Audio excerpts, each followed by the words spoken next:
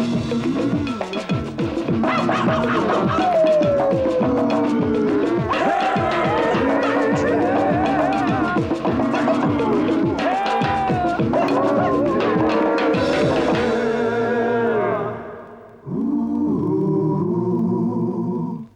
miss out on your footy budgets here. Only 4 Oxford Scholars. Unbelievable value. See Port win. Just let your heart beat true for the old double blue. Then we'll sing that song for you. What do we sing? What about that Phil Carvin? What about a hypocrite, hey? Bound for life in football, and he's telling us the Magpies are no good. Port Adelaide, good side, but not good enough today, I hope. Port Adelaide's going to win because they're the best team. Got 'em, Magpies! Double Blues will win by 10. Port Magpies! Brodie Atkinson's going to get best hope because he's cute. It'll be close for about a quarter and a half, and then we'll just take it away last half. I mean, last week's game just proves that. So, let's go Port Adelaide! This is the original scarf from '76, and the Blues are going to win by 8 goals. Good old acquaintance be forgot. Keep your eye on the old double blue.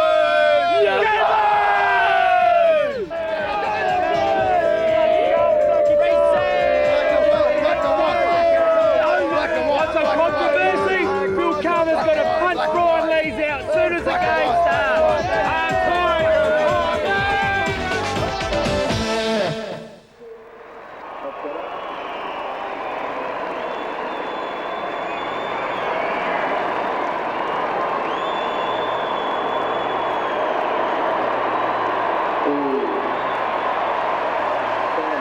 Hello everybody and welcome to Football Park in West Lakes, Adelaide for the 1998 South Australian National Football League Grand Final. Today it's Sturt and Port Adelaide, the first time these two sides have met in a Grand Final since 1976. It's been lean pickings for the Double Blues since then. They've picked up 8 wooden spoons while Port Adelaide have gone on and won 11 flags. It is a magnificent day here at Football Park. As we go down to Michael Parsons in the middle of the ground, you couldn't ask for more, Michael.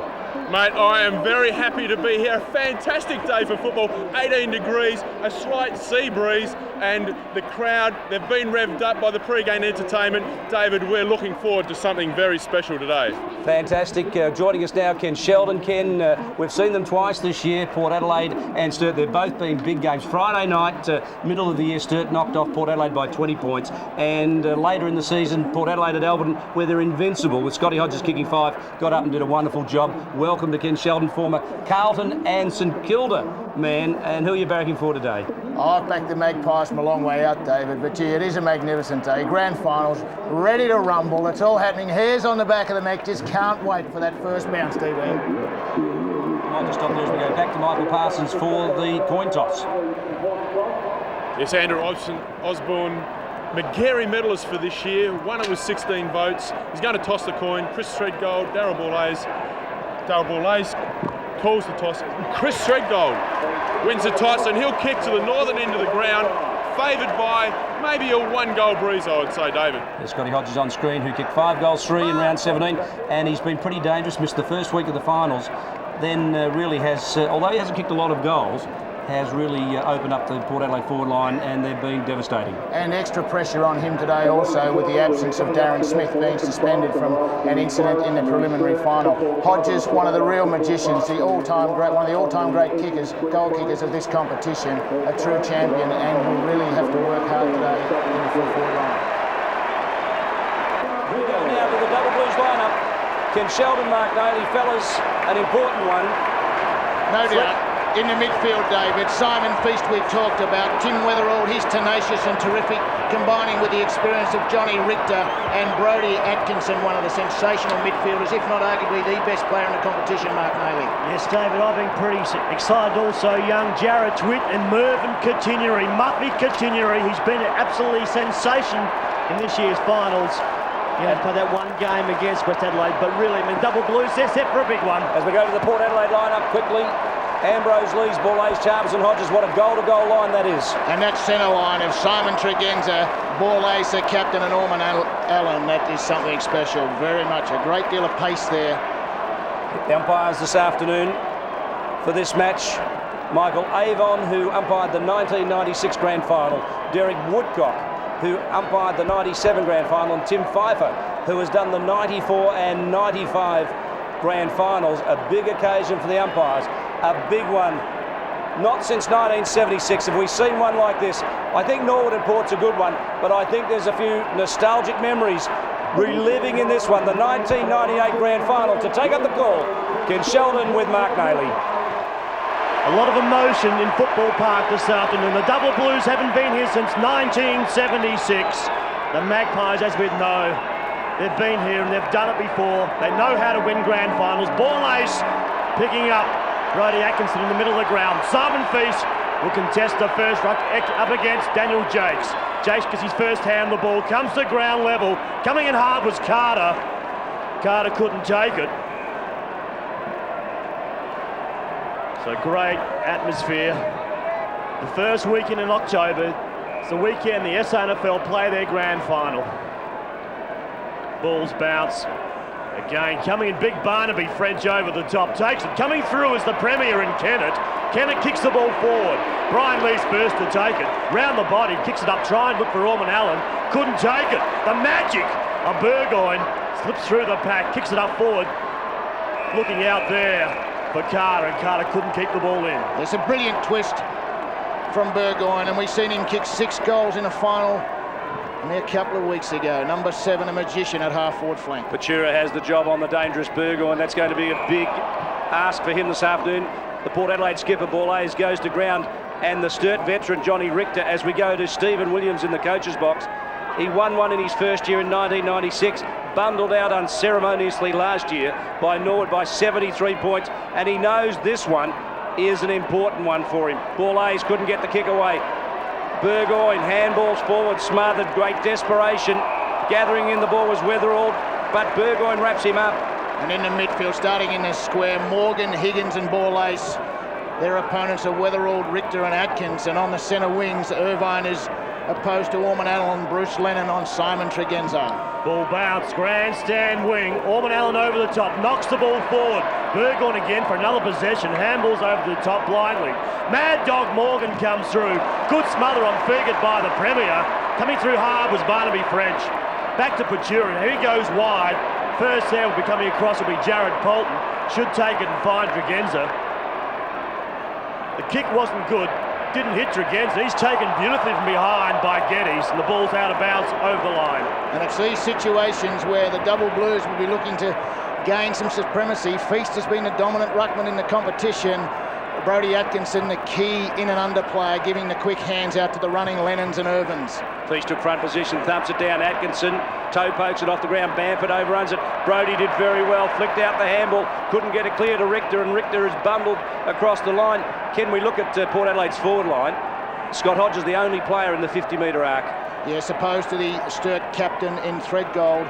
But gee, what a player to have, left one out in the 50-metre arc. Hodges, a marvellous goal kicker, proven over many years. Fegert to Morgan.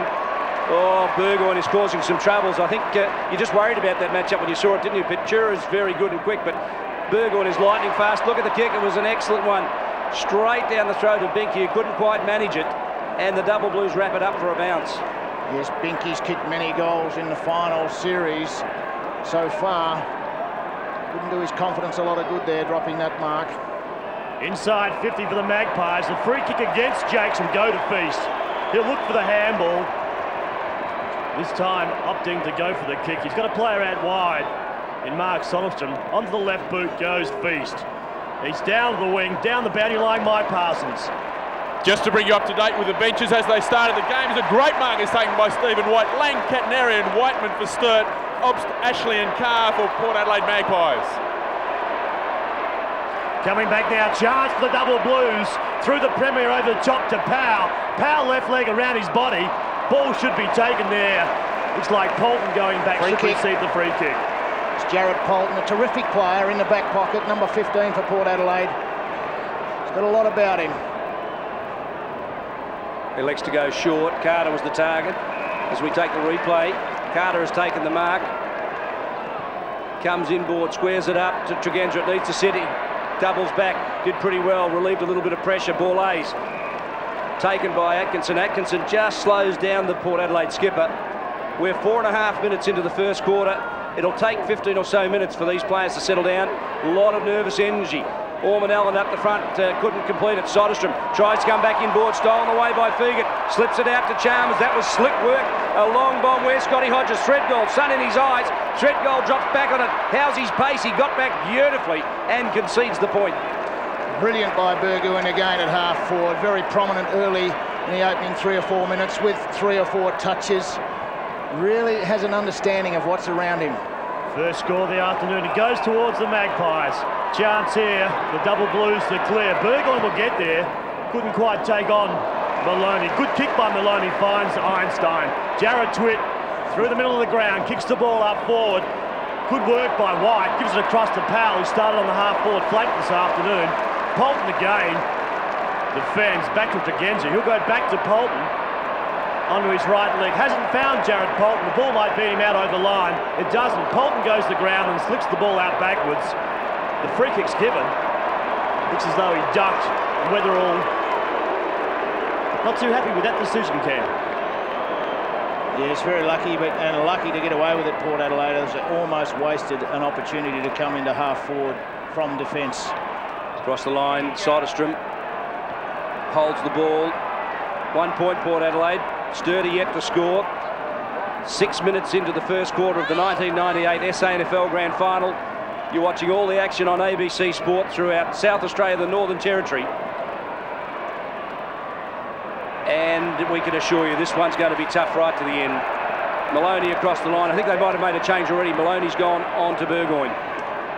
Yes, the pace, just the wizardry of Burgoyne. Perhaps the long striding Patura, they're not the ideal matchup. So good change there by Phil Carman, I think. Free kicks being acknowledged again to Simon Feast. Quick hands across to Richter. Richter goes down the wing looking for Toby Kent at the Premier out front. Couldn't take it. He's quickly to his feet again with the second effort. Nigel Fegan wasn't allowing anything to happen in that contest and just held the ball up. There's Super Sid again, David. Come on. That's his 5th club in 10 years, I reckon. Oh, he's great. He's been a great character for SANFL football as Super Sid. Barnaby French thumps the ball along the line. Tregenza can't get there. Well, hasn't he been important, Ken? Tregenza with added pace to the Port Adelaide midfield. Added pace and a tremendous amount of experience. A real leader and will have a big influence on the outcome of today's game. French throws it down the throat of Port Adelaide skipper Borlase.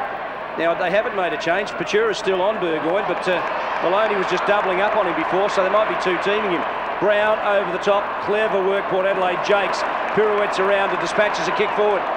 Dropping under it to Chalmers. Big fly from Scotty Hodges, but Chalmers has marked it. That is a great mark. Full of courage and character.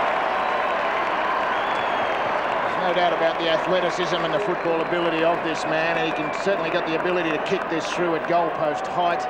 A prodigious kick and very accurate as a rule. A lot of people remember back just a few years ago, streaming out of the centre, 80-metre goal on the run from the middle in 1992, and he is a prodigious kick from 40 out the distance, won't trouble him, neither will the accuracy. First goal for the 1998 Grand Final goes to Port Adelaide's Brett Chalmers.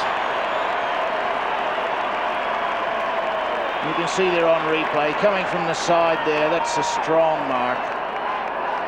Hodges crashing the pack as well. So the key forwards for Port Adelaide featuring Binky, of course, the 3rd of 3 talls will play on the half-forward flank. Great start by the Magpies. Back in the middle of the ground. Chalmers has one. Young Timmy Weatherall gets around 3 or 4 players, puts it out in front. Chance here for White. The big arms go up. He's taken the mark. The umpire calls play on. Down to Carter. The double Blues fans aren't happy. Patura's there as well from behind. Comes in Robinson. And again, the man in white will come in and just take control as we play 9 minutes into this first quarter. David Brown's starting on half forward, will obviously rotate through the midfield, as Port Adelaide often do in the midfield in the big games, rotate their 6 forwards, the 4 smaller forwards I should say, in and out of the midfield to gain fresh legs all the time. Ormond Allen goes forward. No Port Adelaide player as we go down to the boundary line. And yeah, with me is the injured Magpie, Shannon Corcoran, sat out all year, but it's great even to be here on grand final day. Where do you see Magpie strength today? Yeah, look, I think it's obviously in the one-on-one contest. It's where Port seems to be so successful in the past. So I think if they can shut down the run from Sturt, I think that they should be all right. And a great goal from Chalmers to start with. Yeah, good start for Brett, and it's good to see Peter Burgoyne getting a lot of the ball early too, which could be costly for Sturt later on the day. Shannon, thanks very much, and we'll talk to you again a little bit later on.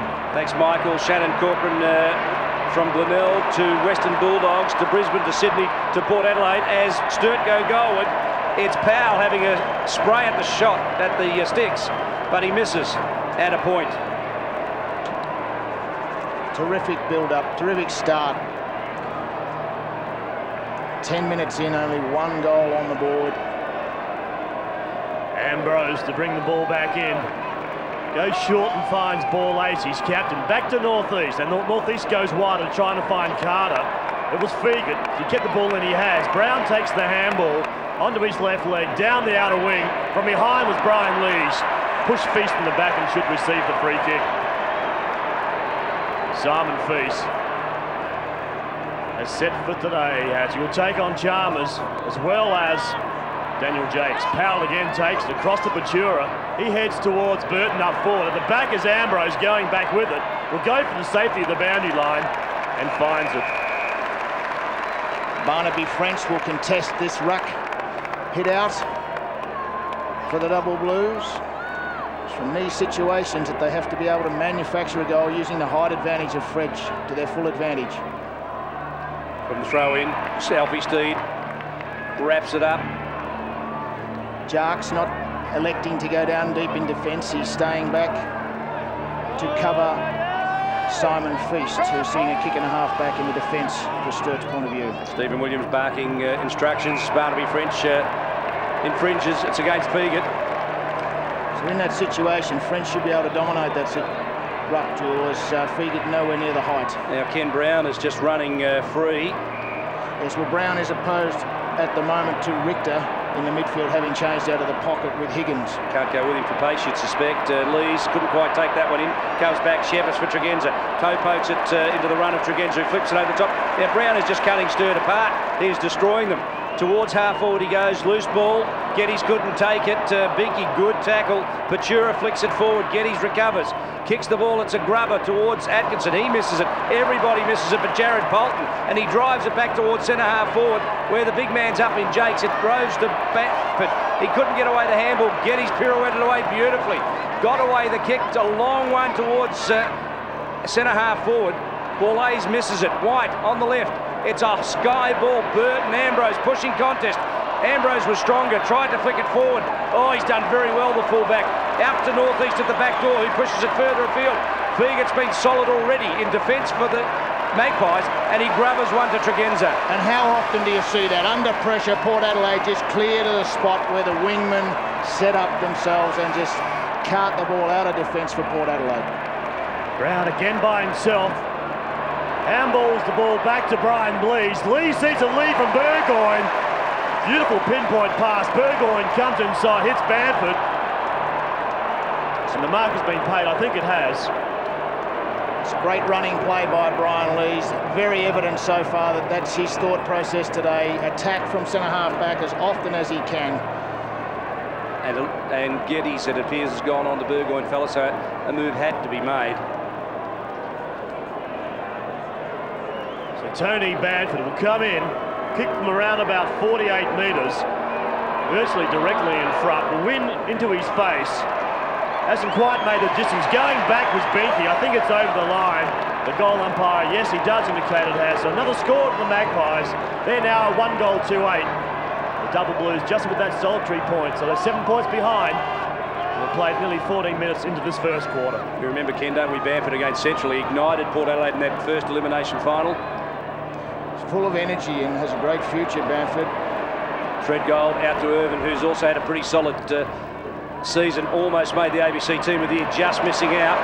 Kennett recovers the ball after dropping it. I think there's just a little bit of greasy palms and nervous energy there. Burton chest mark. Now that was strong. Tremendous physical strength. You see there on replay. Just got him when his left leg was on the ground, the right leg was off the deck and pushed him away. Of course, they haven't got any chance of balancing in that situation.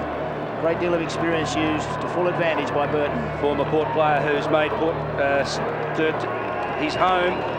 65-21 going into today. An interchange made.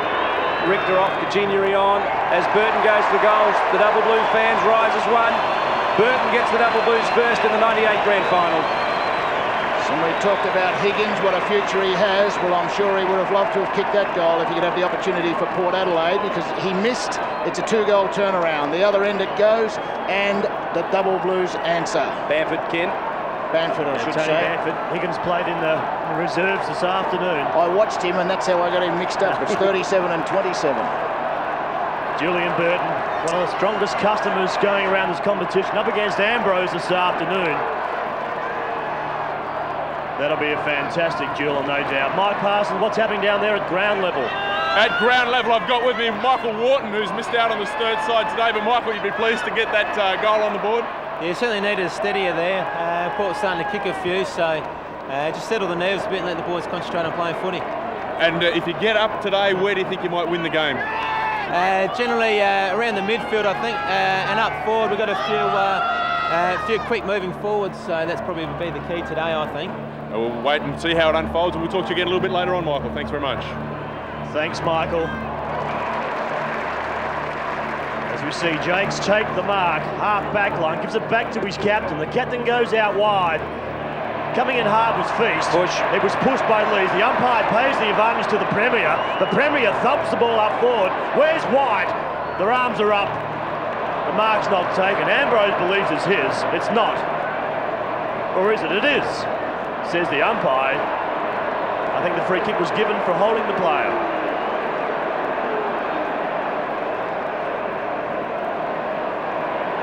Holding the player. Let's pay the mark, shall we? We might pay the mark, I think. So what's happening here? The umpire's going to throw the ball in. So the free kick's not given. Thrown in near the point post here. Double Blues inside 50. Down the ground. Powell's in there. Mervyn Muffy Continuary's in there as well. Now I reckon Sturt, Coach Phil Carter's just lit the wick by putting Continuary on.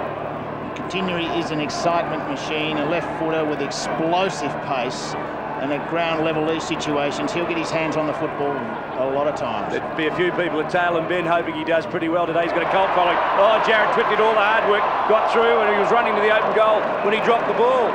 Well, is it that sweaty palm syndrome we've talked about, Ken? It's just over-exuberance from a young, exciting player, but very costly in that situation, unfortunately for the Double Blues. Did all the hard work, didn't he? Throw in. The big fella's going to Barnaby. French has done well doing the ruck work in the Double Blue forward line. Polton handballs it out to Bourlaise. Bourlaise is finding plenty of the ball. He gets away handball. Muffy goes after it. Bourlaise smothers him. Now Muffy comes back and Carter wraps them all up. Oh, the stakes are high, we know that. And the players are giving everything. It was just a perfect start for a grand final. We're 17 minutes in, the scores are level.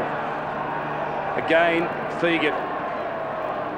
Well, Feagit wins this one, thumps it towards the boundary line. It gives Carter the run of the ball, but crashing through was Lennon. He's dispossessed. The umpire says fair enough, we'll have a throw in.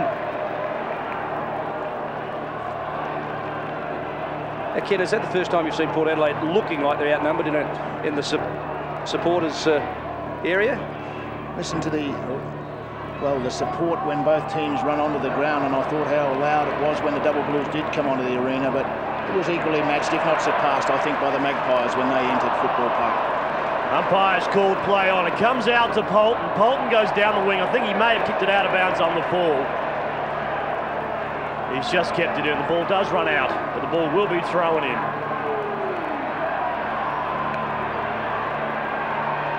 Feast up against Jakes. Feast over the top. Good work of the hands there by Simon Feast. Atkinson over to Weatherall. Weatherall left leg, puts it out in front of White.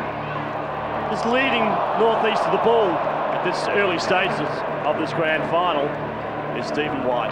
Stephen White with the extra height and I think an extra dash of pace on Paul Northeast, but dour his northeast and wrapped him up with strong physical tackle.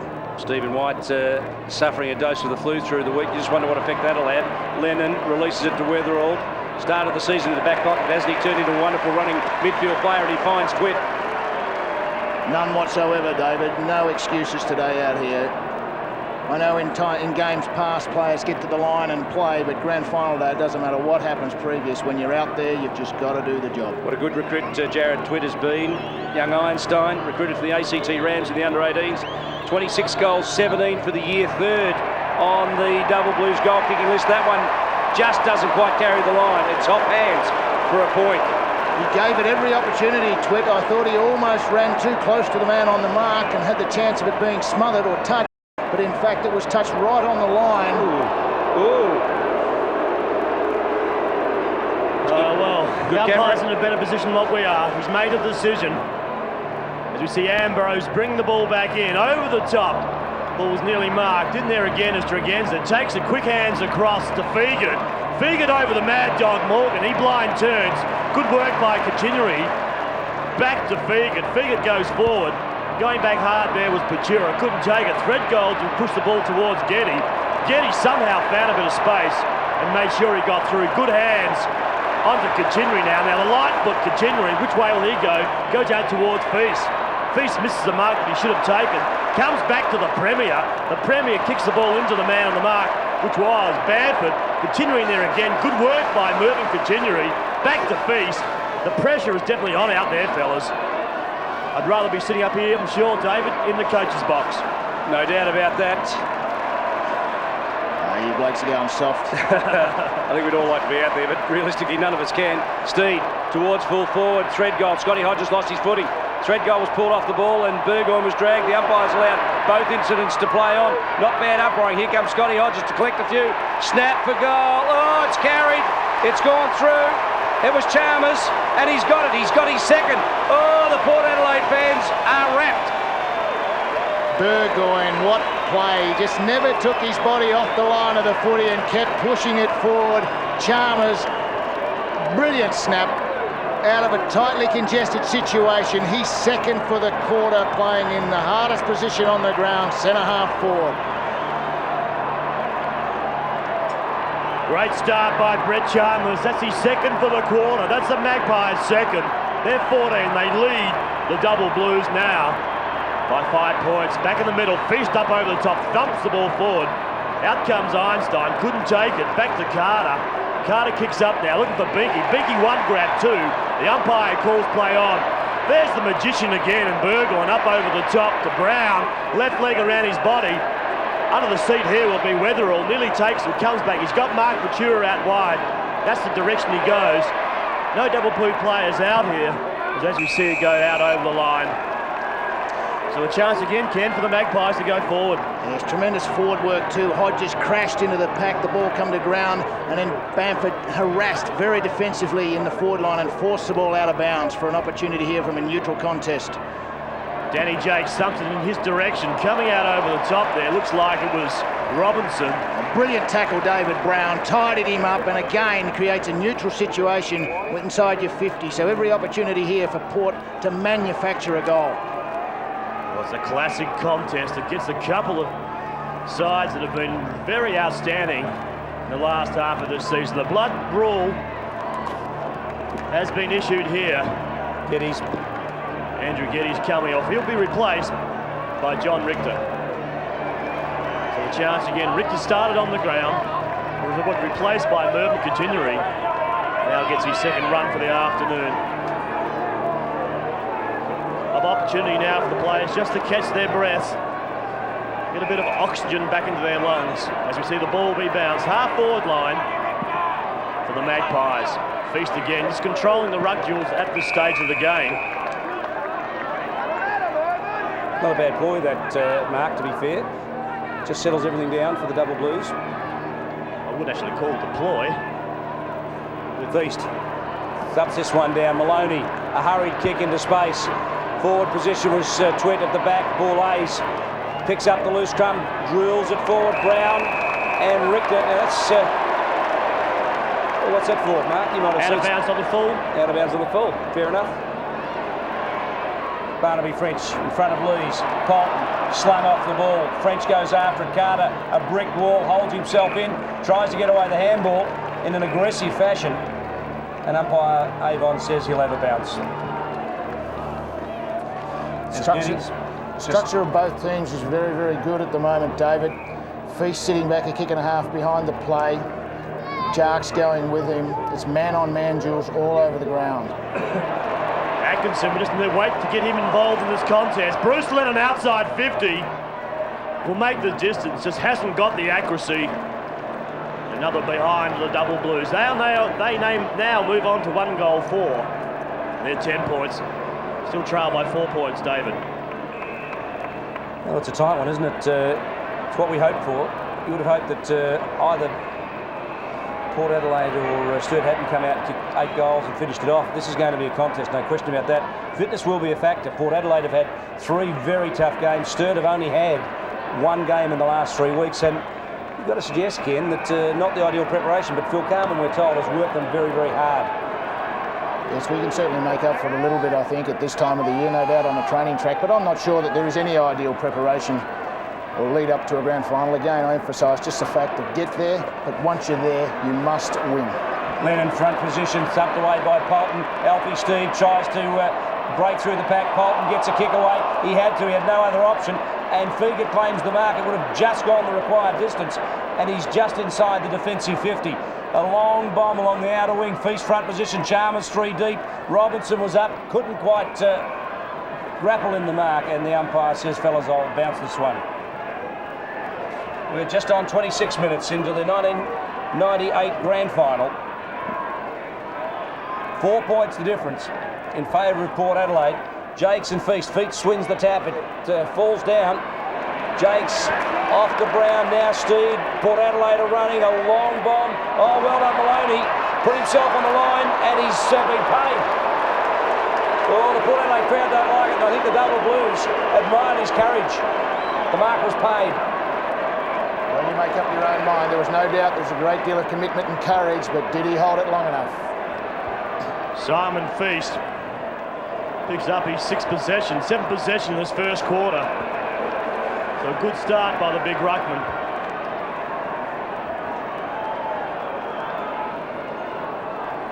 Chance again for the double blues. It's the outer wing, ball being thrown in. Barnaby French up against Fiegert. French just too tall and too strong. Takes Burgon, keeps the ball in. Again, we see Mark Couture around that left leg, coming out hard as wide up over the top. Maybe we should have given away the free kick. He hasn't. The umpires let it go on. Chance for Bruce Lennon. Needs to lead up forward. At the back there, looks like Ambrose. Great commitment by Ambrose. A chance here. It is. It's home. And great goal again by Nathan Irvin. Yes, the last 2 attacking forays have come from the wingman of the double blues. Irvin there kicking that goal, Lennon missing one just previous, but there's the man that makes it all happen so often for the double blues. Brodie Atkinson just forcing that ball, keeping it alive in the forward line, and the running Irvine there able to finish off with support from Twitt.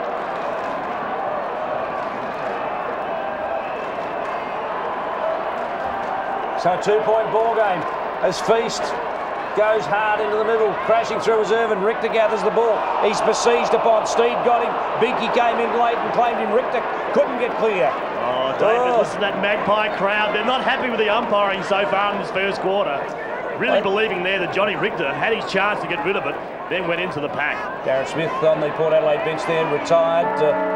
And the siren has sounded. It's quarter time in the 1998 SANFL Grand Final with Sturt leading by 2 points, Ken.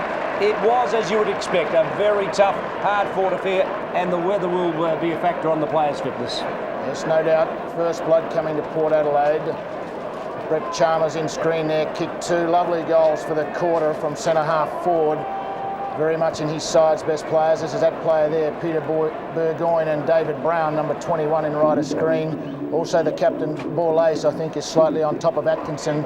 However, Atkinson has been very damaging for the double blues, along with Irvin.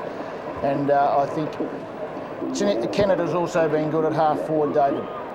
Well, no doubt about it. They've been finding plenty of run, Ken. No question about that, Mark.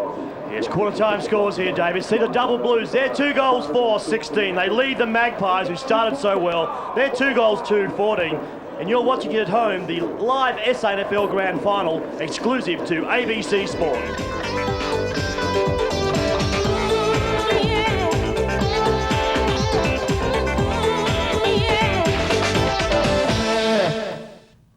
Well, I hope you're enjoying it at home as much as we are. Bringing it to you, Ken. You summarised it for us, but I don't think you could have expected the crowd reaction that we're seeing live here at the ground. It's enormous involvement. It's hairs on the back of the neck stuff here. It's a great atmosphere. And when you consider at the 17-minute mark, the scores were level at 1 goal to apiece. The matchups all across the ground. It really is a man-on-man game here today, and just set for, I think, well, just a titanic battle. No doubt about that as we go down to Michael Parsons on the boundary line. Thanks, David. And again, with me, 2 of the representatives from each club. And firstly, Michael from Sturt, have you seen that first quarter unfold? Well, that going last late in the quarter there was important, obviously, for a steadier for the next half, for the next quarter. So things have been going along quite well. The nerves have started to settle down now, and the boys are getting into it a bit. And Shannon, it's been a great game of football and the crowd's right into it. That's got to help the Magpie legions that are here. Well, I hope so. You know, like it's been pretty tight in the clinches so far, and hopefully I think it'll start to unfold a bit in this quarter, and we could see a bit more action. And if Port Adelaide are going to score a few more goals, where do you see them coming from? Yeah, I think they're going to have to start from the midfield, and obviously we need Binks to take a few marks up forward, and if Scotty Hodges can get on the end of a few leads, I reckon we'll be all right. And Michael, you'd be pleased with the way Sturt were able to hold the ball in their half-forward area and give you a couple of shots at goal there. Oh, it's crucial. The forwards have been working hard all year on that, concentrating on keeping the ball within that 50 arc, and that's been the success. Fantastic. Thanks, David, and we'll talk to these guys again at half-time. Thank you, Michael. Interesting insight that, Ken, from both teams' perspective. Both players, they're on the bench, but you can feel the nerves. You can feel them coming through the telly at you, can't you? Well, I thought when Brett Chalmers marked early in that quarter and went back and kicked a marvellous goal, that Port Adelaide were off to the sort of start that they wanted. It's a super mark, that courageous mark coming in from the side. Hodges crashing the pack as well, both forwards featuring. And look at this, goal post height, just magic kicking style. Well, Kenny's confidence was high. We see here the Premier, Kennett puts it high. Great tussle here between full forward and full back. The full forward on this occasion coming out on top. Great mark by Burton, and went back, Ken, and kicked the first goal of the day for the double blues. Yes, Ambrose just making the mistake of lifting one leg off the deck.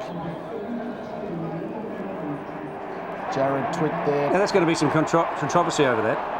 Certainly be talked about if there's a goal in it at the end of the day. Well, clearly North East was behind the line, but did he get his hand forward? That's the question. Our camera angle wasn't conclusive, but this one I thought was just a beauty. Port Adelaide worked it forward. Brett Chalmers snaps. He got 2 goals on the board, and he was the man who did the damage up forward for Port Adelaide in that first quarter. And we see they've only kicked the 2 that Chalmers kicked there. 2-2. Sturt are 2 goals for. There's 2 points in it, and goal kickers, Mark. Chalmers with his 2. Yeah, Chalmers with 2, and also Irvin and Burton with 1 each. But the second quarter is going to be very interesting, Dave, especially with Hodges yet to kick a goal yet. In the kicks there, you can see statistically Port Adelaide probably 1 player better off there, 46-39. The marks also, they're using it well around the grounds. Handballs on top as well, and I think they've been inside 50 a little more.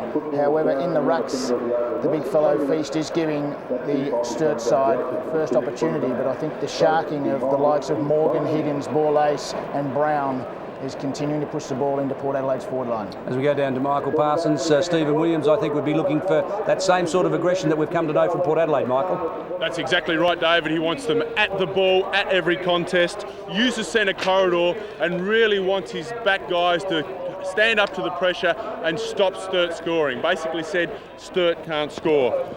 Sturt, on the other hand, Phil Carman, they won that quarter according to the Messiah, Phil Carman. Got another 3 to go. Run is the word. Just get out there, run and run and run.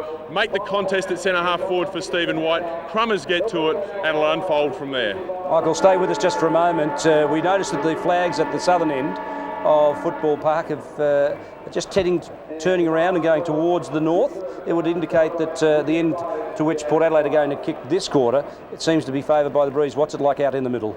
It's right now under the shade of the big stand here, David. The wind is actually very light, but you're right. Once you get out in the middle, I'd say there's a goal breeze that is favouring that northern end to which Port Adelaide will kick this quarter. But as the afternoon goes on, it's now summer in Adelaide, and I think that sea breeze might just strengthen a little bit as the afternoon unfolds. Thanks, Michael, for that. A huge crowd here, fellas.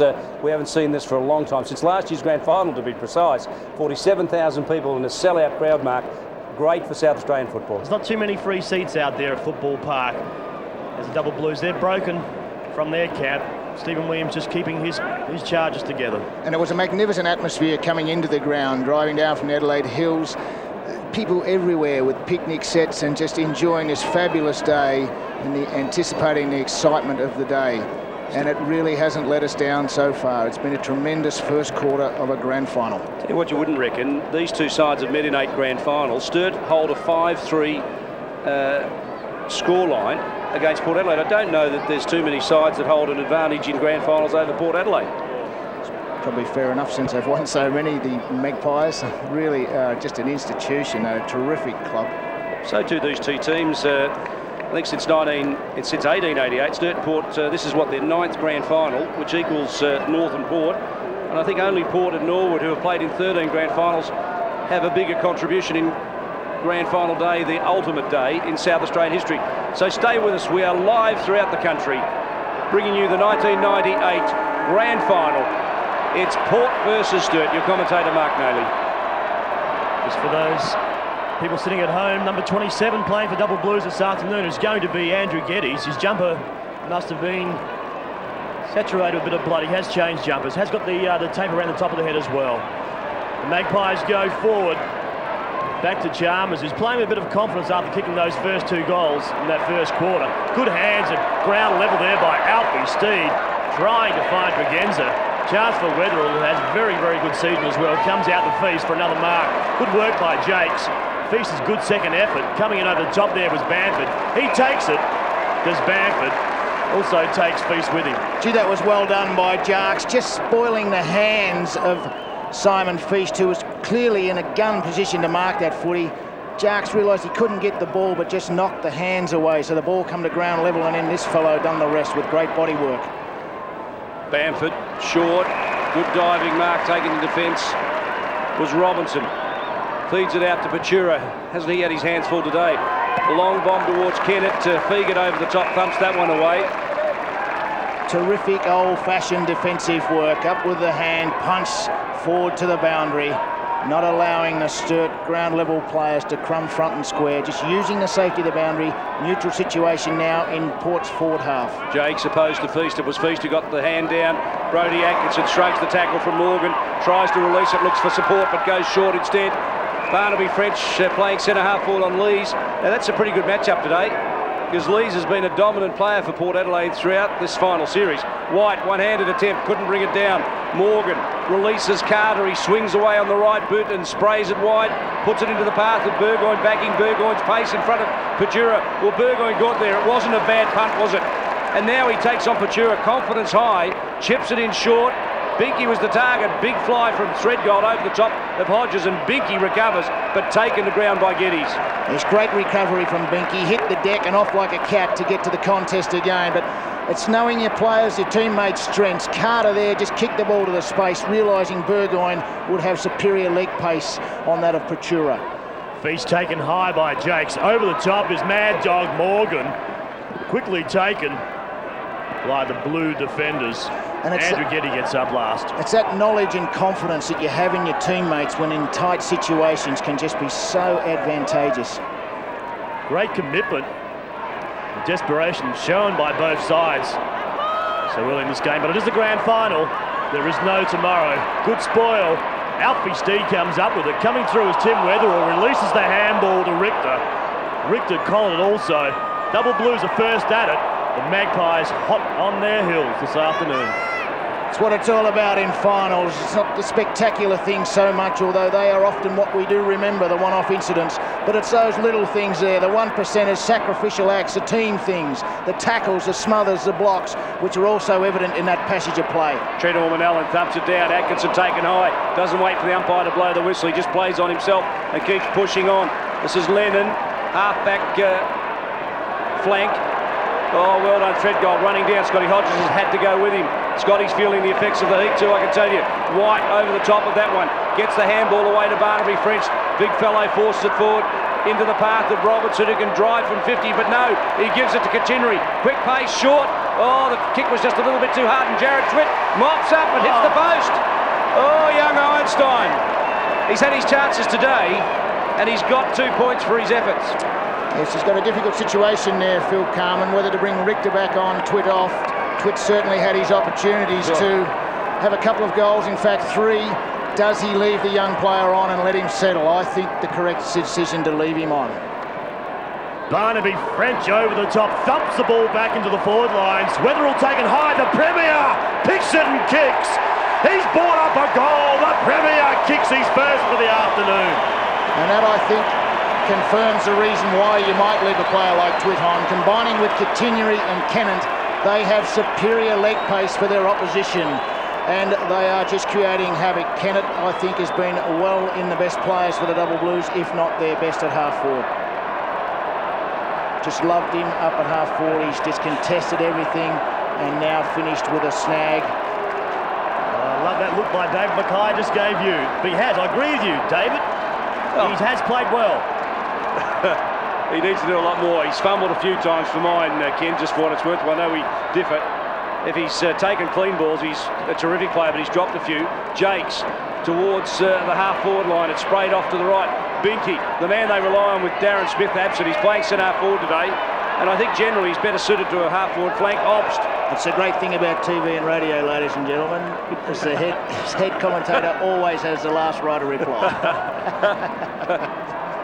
That is Brian Binky's first possession, Mark. Yes, Simon Feast has just been moved to centre half forward. Barnaby French now has moved on the ball, so just giving Feast, who worked so well in that first quarter, free kick's been found here, will go back to Barnaby French. As Scotty Hodges has his first touch for the afternoon, but it won't be given to him. It will come back to the big bloke, the ex-Australian rower in Barnaby French. French, Binky standing the mark, as we heard his first possession for the afternoon. Figert was spoiled by his player and Jakes coming over the top. Weatherall good hands to Atkinson. The Premier again just takes off. He's got the lead from Burton. Will Burton get there? He won't. Ambrose is there with him. Burton just trying to hold Ambrose back. He comes out here. Chance for Orman Allen, who was concussed last Sunday afternoon. Orman Allen just happy to see the ball out over the line. Deliberate, the Double Blues players are calling. And they're not happy with the decision that it will be thrown in. It's Barnaby French in the ruck now. Simon Feast electing to go forward and play at centre half forward. Brian Lee's now his direct opponent. So good coaching, I think, by Phil Carman. French taking a high position in this game. The handball to Atkinson. Atkinson starting to get into the game too. Drives it short. The kick wasn't well presented, was it? Bolton came through. Kachinery, just sheer pace. Befuddles everybody. Steedy got him. Carter came in. They're just trying to unsettle moving Kachinery. They know what he can do if he gets free. And confident he can be destructive. Coach's cam there. We see Stephen Williams on the phone again. He realises that Kachinery and Twitt up forward at the moment really are causing him trouble. And also Kennett on that left leg running from that half-forward flank is also very, very dangerous. Irvin with the kick forward over the top of it. Feast couldn't get there. Oh, Kachinery, that was greased lightning. And Twitt with 2 points. Goes Gould and misses. 3 points to Jared Twitt. He's been so good this year. 26-17 coming into the match. And in the big one, when the pressure's on, he's just hurried his work.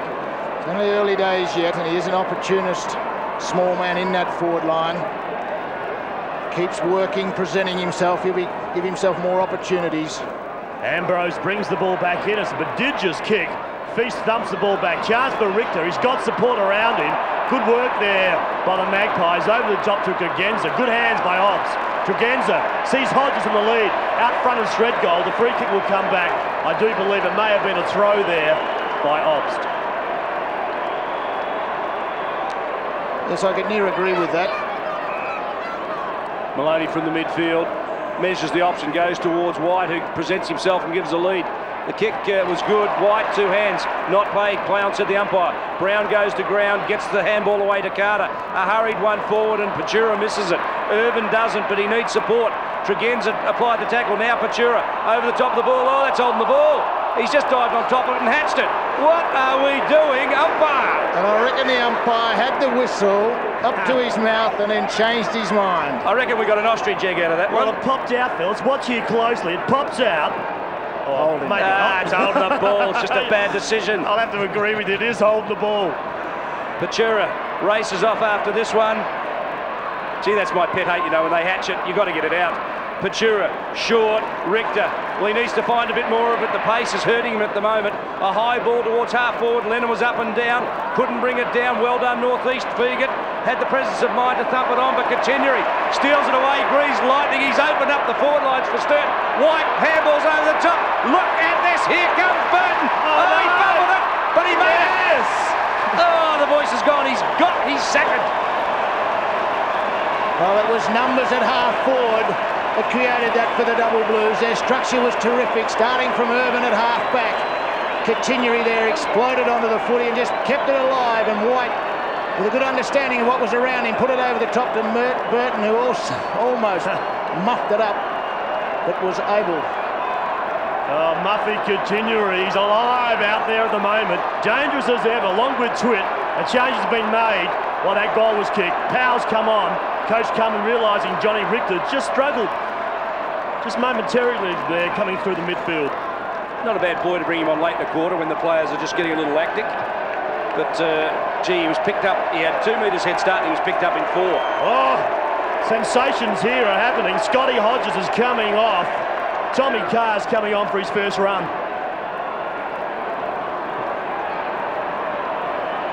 Double Blues just starting to find a little bit of form that have settled. And Scotty's still standing on the boundary line, so I don't know what changes have been made here. As we go down to Michael Parsons, we might find out.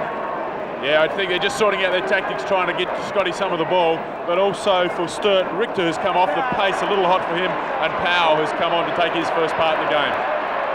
Burton! Julian Burton! Kicked 1 so far in this quarter. They got 1 in the first. Well, now Kenny Sheldon line up for his second of the quarter. It's terrific stuff there. Strong, just grab the ball with 1 grab. Beautiful to watch. With the advantage of Garrett reading the ball forward out of the centre contest. The bicep vein there popping out of Julian Burton's right shoulder. He'll walk in slowly, get into a trot, then he'll kick the ball. It's a beautiful kick by Julian Burton. The flags are flying behind. I don't know why, because the umpires put up 1 finger. Crucial miss that from the gun full forward. Expensive miss for the Double Blues. As Hodges back onto the ground. Chalmers now into ruck for Port Adelaide. Ambrose goes to the far side. A booming kick out there. Chalmers underneath it. And he's marked. Goes back now. He had a couple of plays he could have handballed off to, but instead chips it short. Tregenza handballs at the ball. He's missed it. Feast got away the handball. He was looking for Twit. Well done, Port Adelaide. They work it out. Tregenza to Chalmers was good play. Back to the skipper. And Borlase drives a long one up. Oh, Orman Allen. Big fly, Bamford. Orman Allen off the ground. Binky, Brown on the left boot. Around it goes into space. Who wants it? Soderstrom tucks it under his arm, goes towards the boundary line, but he miskicked it. Brings it back inboard. Weatherall needs to charge at it. Did pretty well, didn't he? Obst in pursuit. Now Soderstrom butters up. Second opportunity. Couldn't get the kick away. He was already across the line. The tempo terrific, aggressive, totally committed.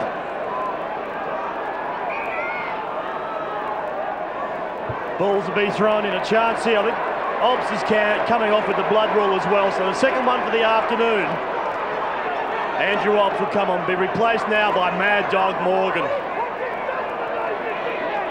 Feast. As we go down to Michael Parsons on the boundary line. Yeah, so with me, Michael Wharton. Michael, signs are good.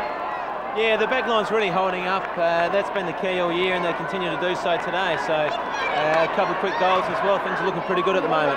Fantastic. Thanks, Mike. Oh, good shepherd, Barnaby French. Mike Parsons is down there with it too. Put the arm up. The umpire's taken high by Fegan. Oh, it's all happening here at Football Park. Lees, who loves the big stage, the former Richmond player, in screen. Now it's Chalmers, front position, shoves it down the throat of Borlays, who gets the kick away. Kennett comes through but couldn't take the ball cleanly. Now it's the big fella from Ironbank, Barnaby French, who gets the kick forward. Lennon couldn't take it, pardon me. Neither could Powell. We are 13 and a half, almost 14 minutes into the second quarter as we go to the Port Adelaide bench. Oh yes, they're not worried as yet. Still early in this game. They're only down by 17 points. The Double Blues just seem at the moment just have that ascendancy through the midfield. Powell comes on, he kicks the ball out. Muffy continuing, watch this boy go. If he gets it, he'll run. Good work by Jared Polton, sockers the ball out forward. He's got support over the top with Tregenza there. Doesn't need Tregenza, goes it alone, does Jared Polton. Tips it out, looking for Binky. Binky goes to ground with it. Timmy Weatherall has been outstanding so far in this game. Kicks it to Irvin. Irvin casually walks around his opponent, laces the ball out to White. The good mark, taken at ground level. Fingertipper by big Stephen White. White, left leg. Burton, what can he do this time? Good spoil there by Brett Chalmers over the top. The Double Blues have the support again, taking on Alfred Steed or Morgan. Steed's gone down.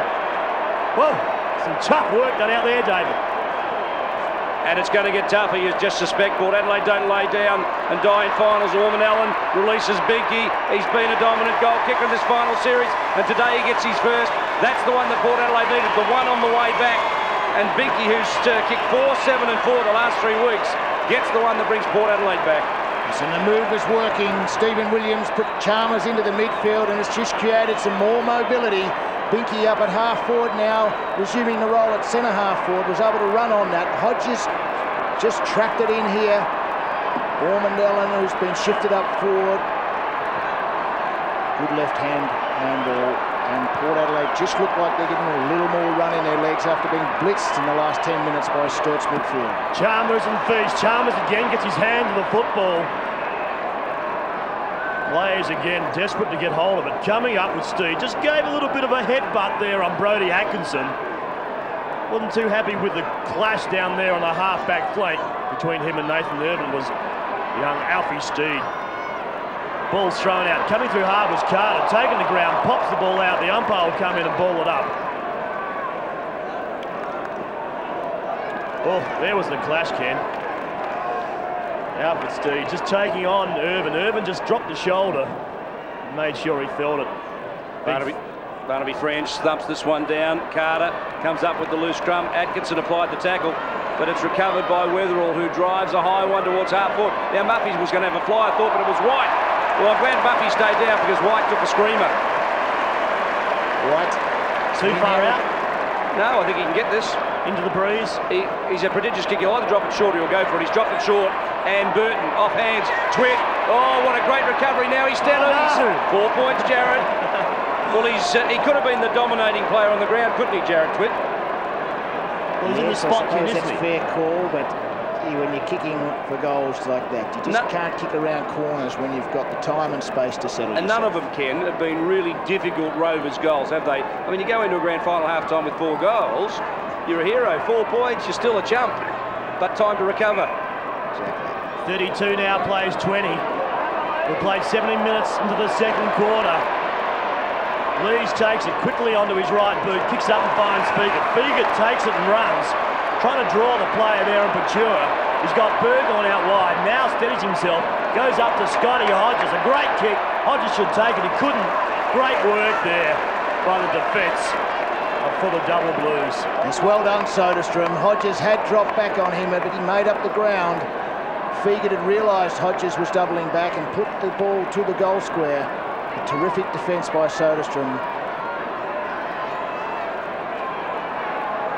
Great space here, being created by the Double Blues. Oh! Irvin's taken by Burgoyne.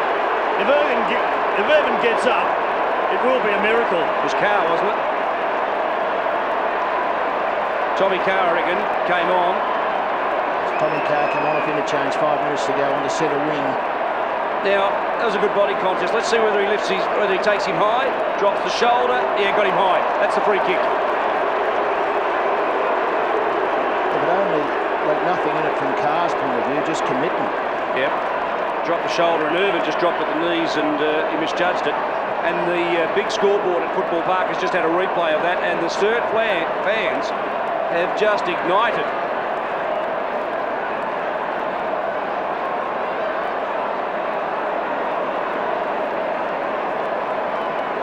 We'll just have to wait now. Irvin's still down. We see it taken by Carr. So the game will be held up here until Irvin can either get to his feet or Stretcher can get out there. Irvin wants to play on. He's a pretty tough customer, as Nathan Irvin puts his hands on his head. He will be dazed for a while. A player cannot receive that sort of hit and continue with a clear head. Mightn't hurt just to take him off, Ken. He doesn't need to be out there at this stage. Just needs to come over, sit on the bench for 5 minutes. Yep. Now, how will the Double Blues respond? They've seen one of their players go down. Will they respond?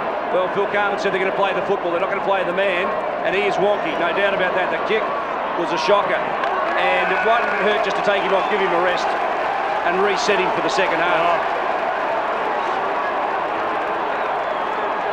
The doctors are out there, the medicos, so they'll just work out the correct decision, but perhaps, as you say, bring him off for a moment until half-time.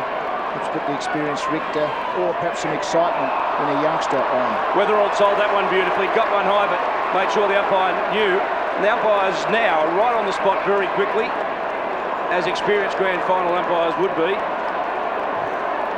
That was sold beautifully, that free kick by Weatherall. Good Rovers free to half forward. Chalmers front position, thumped down by White. Taken away by Carr, who couldn't quite dispatch it. Now it's Borlays into space. Burgoyne, he runs away, streaks away almost. Tregenza doubles back one step and delivers it to half forward. It was a lazy kick, and Robertson plucks it off at left half back. Now there's a player in board in the middle, and it's Irvin. Let's see how he is. Takes that one cleanly, settles. Now normally he would have played on quickly, but still he had the presence of mind to go quickly. Out to Soderstrom. Creates a little bit of space. The running defender needs to pick it up in front of Polt and get away the kick. What a dream for him after being at North Adelaide and Glenelg. Soderstrom comes to Sturt and gets to play in a grand final. Stuff dreams are made of. It's White in screen there. Andrew Whiteman. Here's number 45. 20-year-old in his 4th game of league football gets a grand final. Twitt threw it down, took out Brown, now Tregenza, Twitt goes after it again. Brown was good, got it forward to Carter in board. Look at the overlap, Borlays, Morgan, they had runners everywhere, Port Adelaide. They had confidence in each other, driving it long. It's Orman Allen one-handed. Scotty took it down, threw it out the back door to Binky. He couldn't quite take control, Weatherall over the top of it. There's a blue one behind play too. Well, the umpire forgot about the play for a moment, picks out a free kick. It's given away free kick, Scotty. And Threadgold, and Robinson it is, who's got it. So he chips it in short and releases Lennon. Feast wide, he can use him, he'll come that way. The kicker's got to get there. Also, Fegan will cut off, he's done that well. Good, well read by Fegan. Fegan comes outside 50, puts the kick, he's got the distance with the assistance of the breeze. Couldn't control the accuracy. Deserved better that. It was brilliant anticipation by Fegan. Left his man Kennett 30 metres and ran to intercept that ball, which was being directed to Simon Feaster for a switch of play by the Double Blues as Matthew Ashley, number 12, comes onto the ground. Double Blues still hang on to a 10-point margin. It was out to 17 through that midway through the second quarter. Good kick again, finds Batura. He goes further afield. Ball's taken, well done by Seamus Maloney. Back onto his left leg. He puts it up towards White. White out in front. It's taken high with Stephen White. Lees receives and goes for the boundary line. The Double Blues fans aren't happy with the way they've been treated by the umpires this afternoon.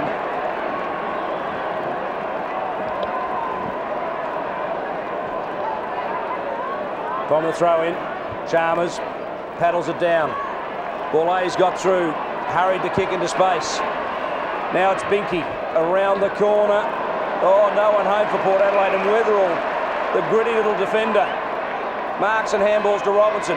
2 steps, delivers, pushes it back to the big fellows who fly, and bringing it down was the big man from Ironbank. Brodie French, but the mark got paid.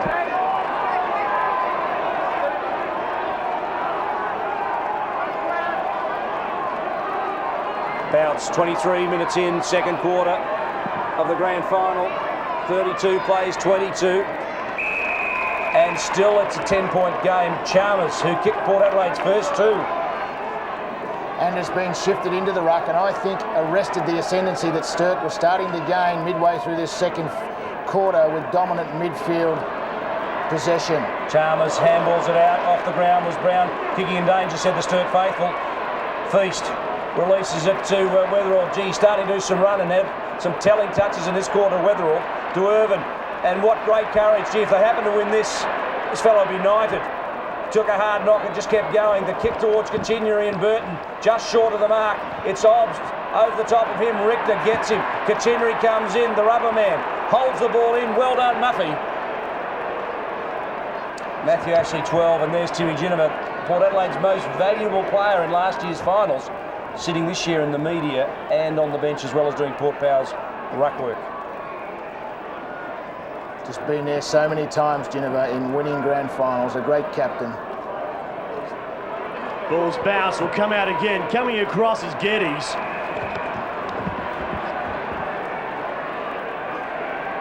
Geddes couldn't keep the ball in. Tony Bradford there and screened. Been given the roll on Brodie Atkinson in the second quarter. Ball comes down. Chance again for Geddes. Be taken on by Alfie Steed. Steed forces the error. The ball's out over the boundary line once again. Yes, Bamford was shifted on to Atkinson midway through the quarter. Atkinson really starting to explode at ground level and just give Sturt first, second use of the footy with his just magnificent hands. Atkinson holds the ball in. Claimed high, he thought, but no free kick as the umpire comes in to bounce. Keep looking at Barnaby French and thinking that Port Adelaide are running the breadth of the country looking for centre half forward. Well, what a performance they've got from their young fellow on the rookie list today. I just wonder whether it's worth their while paying 300 grand for a big name when this fellow is performing at this level. Got one right under their nose. Like Kevin Bartlett when Richmond were looking for a rover. There's one for blast from the past, DB. Johnny Richter also doing the job now on ball ace. Ball ace was prolific for Port Adelaide in the first quarter. Some great tactical and adjustments being made by both teams. Barnaby French up with Chalmers, comes down again. Looked like Weatherall or Richter. It was Richter. So a chance here. We've played nearly 26 minutes into the second quarter. The double blues still hanging on to that 10-point margin. The Magpies have thrown everything at them in the last 10 minutes. To the double blues' credit, they've withstood it. They'll only improve from it. Ball some forward. Alfie Steed comes through. Left leg chips the ball high. Chance for Binky to run onto it. Get there, he does, and takes the mark as Brian Binky.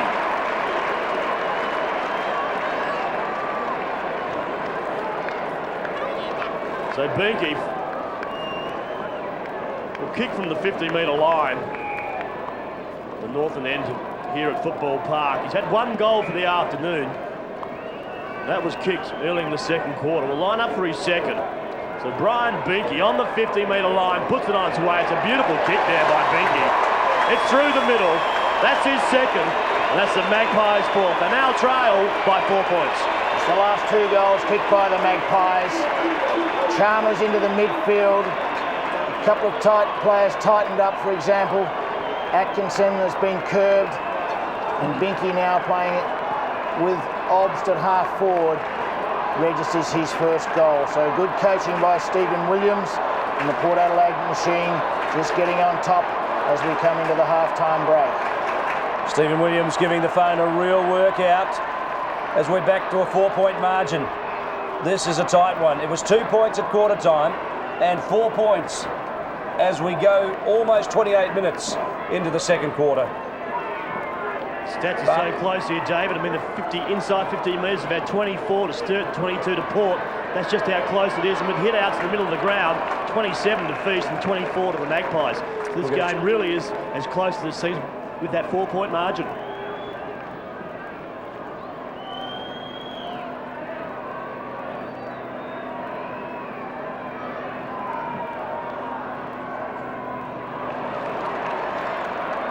Port Adelaide thumping forward. over the top of it, Maloney to Robertson. Their defence has been the best in the competition throughout the year, and they've stood up pretty well today, haven't they? White, Patura, along the ground and along the line, and out of play at right half forward. Jared Twitt on screen. Well, he's been important with 4 points, but 4 goals you just suspect might have blown this game right apart. There's no doubt about that, but he can't have those opportunities again. All he has to do is work hard and create some more. Ball's thrown in, a chance here for Ashley to keep the ball in. Weatherall as well. Young Timmy Weatherall has been waiting for this day for a long while. It's now his opportunity. Again, the ball's brought in. Chalmers brings it down to ground. Brown's in there as well with Ashley. Brodie just drops a little knee there like into Ashley. Brown's not too happy.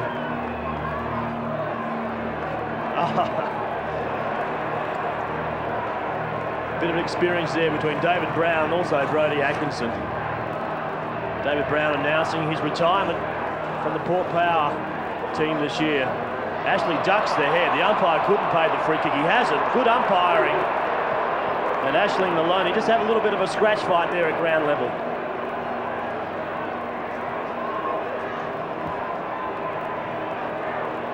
Well, there's some real die-hard Sturt fans and Port Power people here today. We'll get to talk to a few of those at half-time as well. Carter, upended, getting through Barnaby French. Matthew Ashley got him, pulled him down in the tackle, did very well. Obst and Twitt and Carter, 3 of them hard at the ball, and Twitt comes up with it, but he was across the line. Only seconds to half-time. 4 points the margin.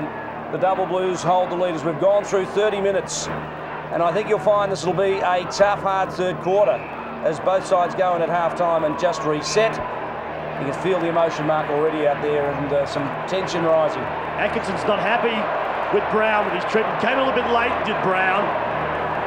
Chalmers up over the top just to help Brown out, but Atkinson just not allowing anything to happen. Look at there, David Tiller, former North Adelaide champion, former state player, now the runner for Phil Carman. Just having a few quiet words also to the Magpies players. Blood rule. Umpires indicated, and that's pretty good coaching by Phil Carman. David Tiller's out there just telling them to settle down. Johnny Richter comes off with the blood rule, and David Tiller acts almost as a second coach. He's been here before in these sorts of games with North Adelaide, and he knows the stakes are high and the emotions run a little over full. Richter brought on the ground to tidy up Borlase, who was so effective. Powell now going onto the ground should be able to just do exactly the same job. So nothing should be lost for the Double Blues.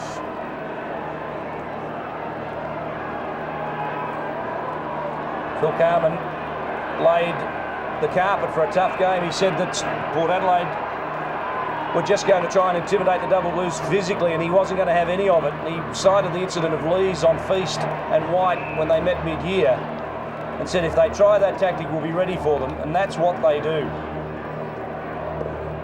So the Double Blues have discussed it. The siren is gone, and Sturt going to half-time of the 98 Grand Final with a 4-point lead, Ken, and you just feel the emotions bubbling over, and you just hope that Sturt can just go back and recover. Port Adelaide come out and play the brand of football that we've seen them play in finals, which has been devastating. Well, it's been a grand final that's had everything so far. At the 17-minute mark of the first quarter, the scores were level. Midway through the second quarter, Sturt had blown it out to a 17-point lead with some dominance in the midfield. Coach Carman had tried to increase his mobility up forward with Continuary, Kennett, Twitt, the big fellow White, all looking dangerous, and of course the physical strength and surety of Burton. Brown is running freely. But then Stephen Williams adjusted. He put Chalmers into the ruck, Ambrose off, and put Orman Allen into the pocket, Carr onto the wing to curb Irvin, who had started to become damaging. Bamford went on to Atkinson, and Ashley went on to Tim Weatherall, who's one of the very best players for the Double Blues. And they just started to, I guess, get on top again, Port Adelaide. They fought back, and they fought back hard, finishing with the last 2 goals of the quarter. Jared Twitt with 4 points, so a big one. We are 4 points at half-time of the 98 Grand Final.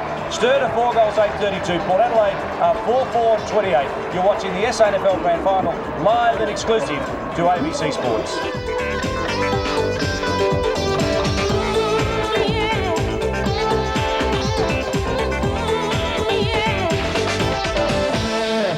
Oh, what a game it is as Ken Sheldon rejoins us. And Ken, I must say that I thought, I didn't think midway through the quarter it was going to be 4 points, but it has turned into a great game. I'm looking forward at half-time to seeing the Commonwealth Games athletes, South Australia's Commonwealth Games athletes. And as we see them coming around, Catherine Harvey and Sarah Sutter. Well, aren't they a couple of champions, part of the victorious Australian netball team? Two great South Australian netballers. And Ken, you've been out and about. They're super girls with great personalities, with great discipline to their sport.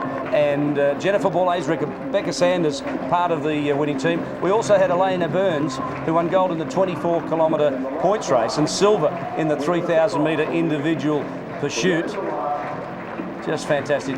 Juliet Haslam and Alison Peake, members of the victorious hockey team that also won gold. Jagan Hames and Brad Jamison both represented Australia in athletics. Jagan, of course, won the gold medal, and there is Patsy Turney. Not a bad figure, if you don't mind. And I guess you could say she barracks for the Double Blues. Patsy Turney also won the World Aerobics Championship this year. So there's some great South Australian athletes going around there. And Jenny Borlase. There's Jenny Borlase, of course.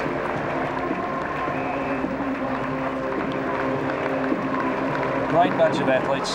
14 of the 18 gold medals were won by South Australia, and of the 35 South Australian athletes that competed, 31 won medals. A pretty good result for South Australia, no doubt about that. Well, earlier in the day, a couple of junior finals were played. Last week, we might remember that Port Adelaide and the Eagles went head-to-head in the under-17s. The Eagles won that one.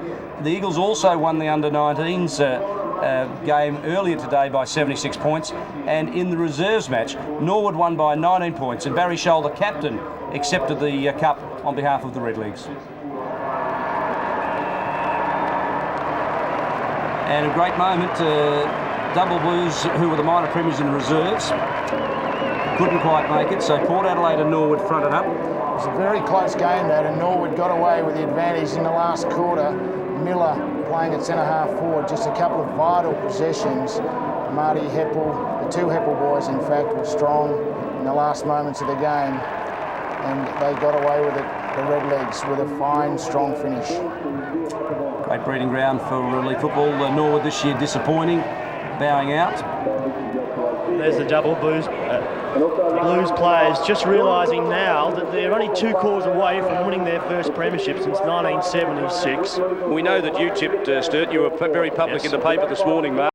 Sheldon, before the game, has tipped Port Adelaide to win, Ken. 5 weeks ago. 5 weeks ago. What about Michael Parsons as we go down to Michael on the boundary?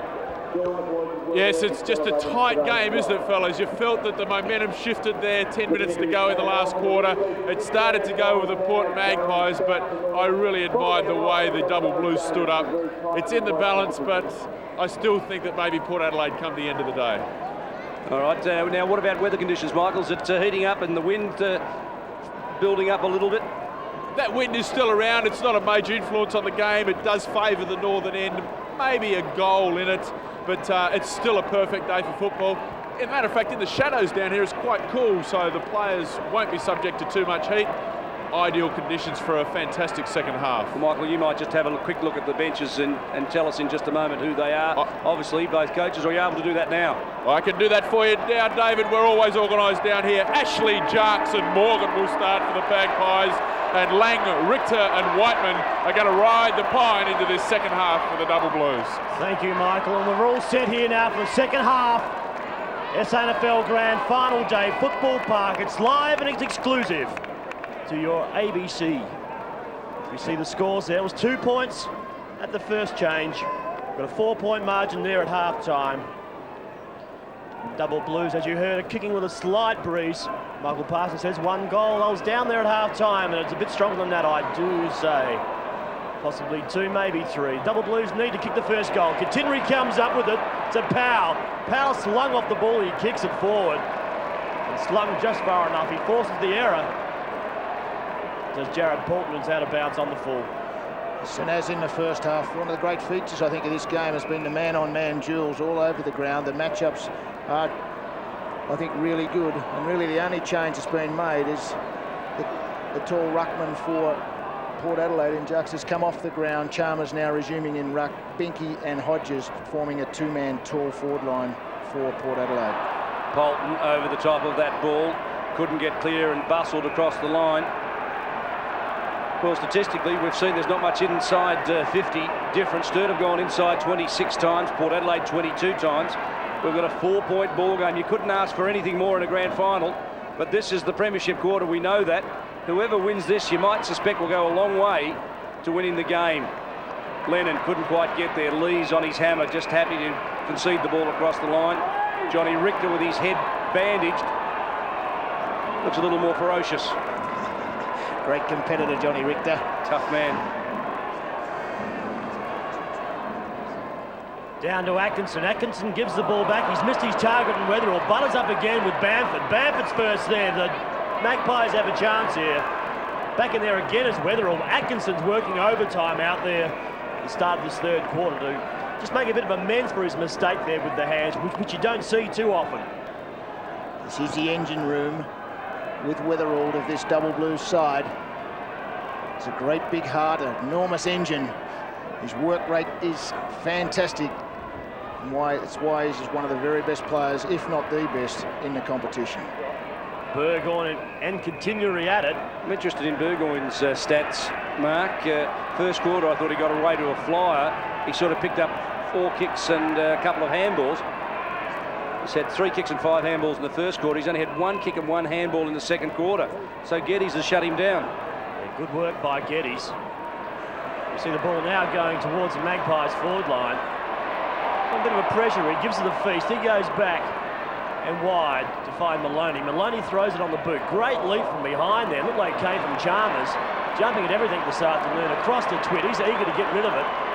Across to Weatherall. Weatherall needs to set it up. He had time to find his forward player. It's over the top. I don't believe Timmy Weatherall from the back pocket has made some ground and he's kicked his first major for the afternoon. The double blues have struck first blood in this third quarter. Well, if you were to pick the best player on the ground as it sits right now, Tim Weatherall. That's right. There's a number that are in contention, but with that goal, Weatherall has elevated himself to 3 votes at this early part of the third quarter. Terrific goal. It's always such an important goal in the third quarter of a grand final. It is renowned as the premiership quarter. You just see there, Tim Weatherall, left leg coming through outside of 50. He's kicked the goal. With the breeze in his back. There's a bit of breeze there. You might be right about that. Feast wins the tap, comes down. Powell skirts the issue and drags it out of the middle with sheer strength. Quite right, Ken Sheldon. Loose ball, falls, Bolton over the top. It hasn't even been solid. Continuary runs him down. It's a good match-up, that one too, because Murph can just run down Bolton and stop the rebound. Listen, I think David Brown needs to come into the midfield for those centre bounce contests for Port Adelaide. Sturt are clearly dominating. Powell's got a couple out. Weatherall with a goal. So the Atkinson prominent. So the need to curb the dominance of the double blues, Port Adelaide. Continuary got legged as he went down. Play on, said the umpire. Twitt over the shoulder, bends it back not quite far enough, and Burton couldn't quite control it. It was out of bounds on the full. Just got to learn. You can't make it too hard for yourself. Jared Twitt. Great future. Ambrose to bring the ball back in. Keeps it on the outer side. The Blues have the numbers there with Barnaby, French and Feast going for it. You see Daniel Jakes warming up on the boundary lines and changes are being made. Just couldn't quite read the lips there, which player that will be coming off. The runner, Craig Hibbert, is heading forward, so it will be a forward player coming off and seeing Jakes come on, possibly Chalmers going back to centre-half forwards. That's Barnaby French, left leg round the body. Continuing needs to jump at this. He does eventually. Comes down now. In there looked like Carr, just paddling the ball out over the line. Not a bad move that to restructure the forward line. As a Binky's better suited to a half-forward flank. Chalmers would go pretty well at centre-half forward, or perhaps Chalmers might go to full forward. It just depends on the way Stephen Williams is going to go. He can play either position, Chalmers.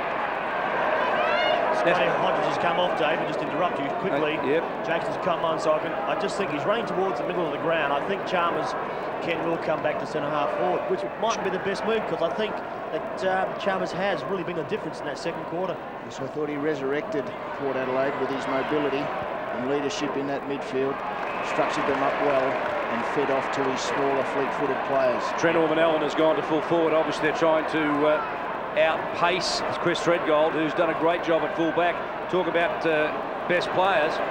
The skipper's going to be amongst them, that's for sure. Bamford, the ball sat nicely for him. He takes the long option and goes forward. Carter was the target, Twit over the top. Now comes White, releases it back to Irvin. Hasn't he recovered beautifully after that heavy knock in the second quarter? The kick was smothered. Bamford, Tregenza. Tregenza chips it over the top. Who wants it? White did very well. Great courage, son. Picks up the loose ball. Fegan ran him down. He was just undecided. Northeast to Burgoyne. Burgoyne forward. Chalmers, well, he tried hard, goes down the back door. Feast just sits underneath it nonchalantly, knocks one up. Robinson, who's very good in the air, picks it up and explodes from half back under plenty of pressure. He drills it towards centre half forward. It's a pushing contest. Barnaby, French and Lees. That's been a great match-up all day. Atkinson, Twit, quick one over the top. Toby Kennett is claimed and goes to ground. The umpire has no alternative but to bounce. The defences of both teams have been really good today, really strong. They've stood up to everything. As Atkinson getting hold of, isn't he, at the moment? Atkinson's had 5 handballs so far in this third quarter, so really is getting his work rate up at the moment. We see Twit, what can he do this time? Carter's done now, it. Damn me. Now that's the stuff he does in big games, and that's why I never make an AFL list. That's just dumb. Absolutely dumb. No need for that at all. It'll be 25 or 50. What's the umpire going to call here? Well, thankfully we didn't get a shot of that, Stephen Carter. I'm a huge fan of that boy, but no way is there any need for that in football. And that's what he does in big games. We've marvelled at his discipline this final series. He's been unbelievably disciplined, and then in one foul swoop on the biggest game of the day, he lets himself down. Well, if Jared Twit happens to kick his first goal this afternoon, if I was coach Stephen Williams, I'd rip him off. Drag Stephen Carter off. Undisciplined act. Twit puts it on its way. It's an awkward floating kick forward. Well, he can be thankful he didn't kick it. Now that's Twit's 5th point for the day, by the way.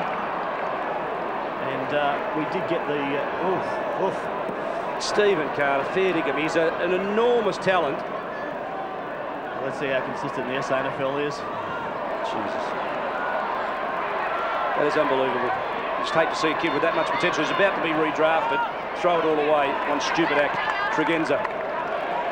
It is a grand final, fellas. Yeah, take no prisoners. Okay. You'd be happy as a coach? If he kicks a goal, it's damaging. He's missed. Okay, you get all the game. And he'll just butter up again. And let's see if he can make amends, Carter, because he certainly has been a great player for them through this final series. Robinson thumps it down. Lennon releases the handball, but Binky streams away. Here's Steed, it's a turnaround. Let's see if he can crash through. Oh, he's very good in that situation, Steed. And he delivers the knockout punch. That's a big one. Well done, Alfie Steed. Big jarks to ruckman. Good hands from Carter in centre wing, bringing the ball inboard.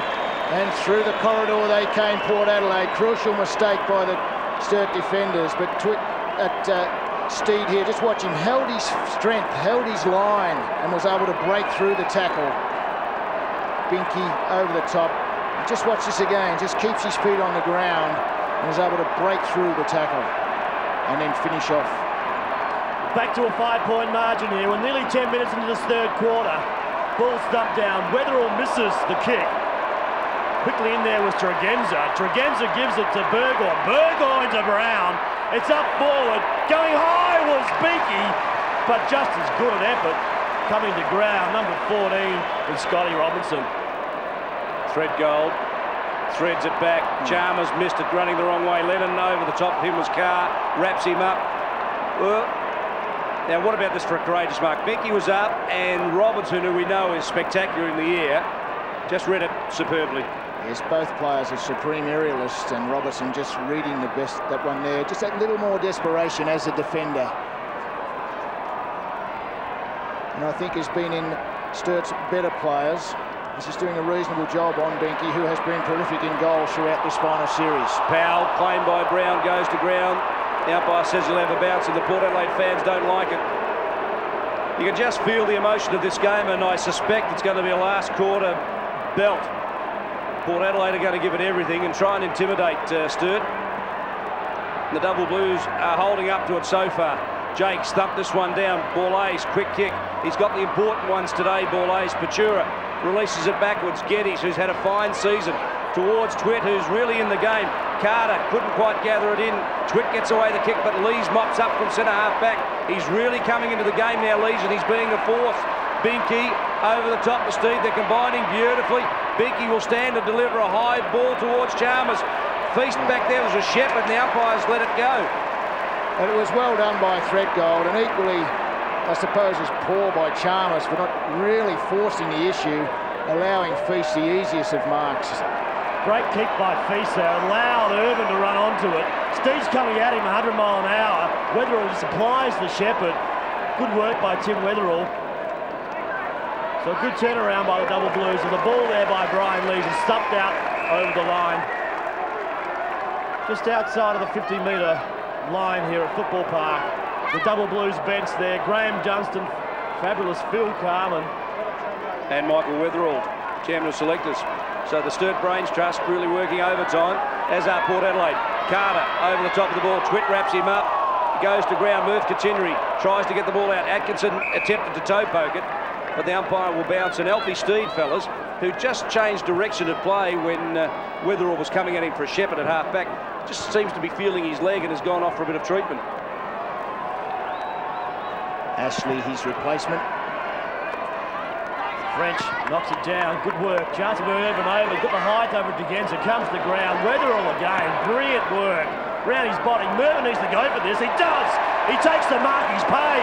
Mervyn Katineri. Little Muffy has a chance here to bring up his first goal for the afternoon. It's a courageous mark under the circumstances. Sitting right under it, and Polton doing everything to spoil it. Just holding his ground, protecting the flight of the ball. With a twist of the body, continually taking a chest mark. About 1,000 people at Tailem Bend left their chairs as well. I was about to say that the Tailem Bend Terrier lines up the left foot. He's dragged the kick. And it's behind a goal that was needed by the double blues. That would have given us a little bit of breathing space. But now down to a 6-point margin. It's an interesting question here. At the pace of Katineri and Twitt was electric up forward and creating so much damage, but they're just not finishing at the goal face. Northeast to the far side. Barnaby, French and Lees. Lennon buses Lees out of the contest. Brian says, what do you reckon? Umpire's held. He loves the big stage, Brian Lees, and he loves the big occasion. And there's the Sturt contingent. Oh, dear me. Jakes got fingertips to that one, thumped it down. Atkinson gathered in the ball but couldn't get clear. And Johnny Richter prepares to come back on with that great shot of the Football Park scoreboard in the background, and that's what the crowd see. Really helps them to participate in the game. Burgoyne, silky. That was just so clever in the double play. Brings it back to Ashley. The handball was short, however, and Ashley was under pressure. Borlays overkicks the ball out on the full, and Burgoyne just disappointed of a lost opportunity. Yes, a rare mistake from Port Adelaide there in that opportunity, that situation. Paul Aiskins had 17 possessions to the 14-minute mark of the third quarter. He's been enormous, as he always is. He's a great captain, an enormous possession winner. Sturt are first at it again. They've been bumped off, been hassled off the football here this afternoon. A chance for him again just to sit down and rethink about it now. Lennon getting up, just holding his shoulder. A little bit of pain. But that wasn't his shoulder he was holding, Mark, if you don't mind. I was trying to be nice. Muffy Katineri, left leg, chips it forward again. At it first is Wombat Feegit. Wombat kicks it out on the full. We might see if Dr. Parsons is down on the boundary line, because I reckon we might have had another cod. Mark Patura just waiting for his players just to give a little bit of movement up forward. If they do that, he heads towards French. Big thump from behind, finds Brown. That was from northeast. Brown takes it, kicks the ball up and finds Morgan. Morgan's not paid the mark. The umpire's called play on. Morgan turns around. What do I have to do, Umpy? That's got to be really questionable, that one. I thought Morgan certainly had enough of the football to be rewarded. 40 plays 34. We are 16 minutes into the third quarter of the premiership term, and nobody really taking advantage. Both sides battle it out manfully. Feast off the ground. Atkinson, another one off the ground. A clearing kick. That was a 40-metre ball off the ground. Northeast read just beautifully. We talk about players who fire up in finals. This fellow's a star. He's having a good duel with White. I think White's probably had the better of it. But Northeast will always be thereabouts. Lees' plan is to run Barnaby French around and tire him for the last quarter. It's working so far. And I think that might be Port Adelaide's game plan all over it. Ambrose to Bolton. Touched by Twitt. It falls short. Maloney over the top of it. A state representative last couple of years. Northeast, another important possession. Robinson marks and plays on. Sprays this one. White couldn't quite get to the contest. Well done, Nigel Figert. His first quarter was outstanding, and he's done very well this term as well. A clearing kick to Carter. Well, he backed into that and showed great courage. It's great courage, but terrific kick, just beautifully weighted, as was that equally. Beautiful foot skills by Port Adelaide down the members' wing. He just sends the tide turning towards Port Adelaide. Jarks up on his mark. Got it. The umpire's paid that one. We talked about the tide turning. Now it's a 6-point ball game in favour of Sturt. And Jakes is not a renowned kick, is he? To be fair, he's improved in all aspects of his game, but his kicking's not... Quick handball to Burgoyne, beautiful play. Well, he's done that pretty well. And Burgoyne, who is a good finisher, drops it to the point of the square. And off the ground, is that Chalmers again? I think it might have been. Off the ground, and he's kicked it. Brett Chalmers gets his third. Well, it's like a Rovers goal to the ruckman, an opportunist goal, and a big one for Port Adelaide. And I just love to see that, a big man with brains. He's actually used his gadget here. He's realised he's too far out. Burgoyne is loose, and he's used the brilliant Burgoyne. Not able to finish it as perhaps he would have thought, but then Chalmers at the front and square of that pack, off the ground for a brilliant goal. Well done, Jarks.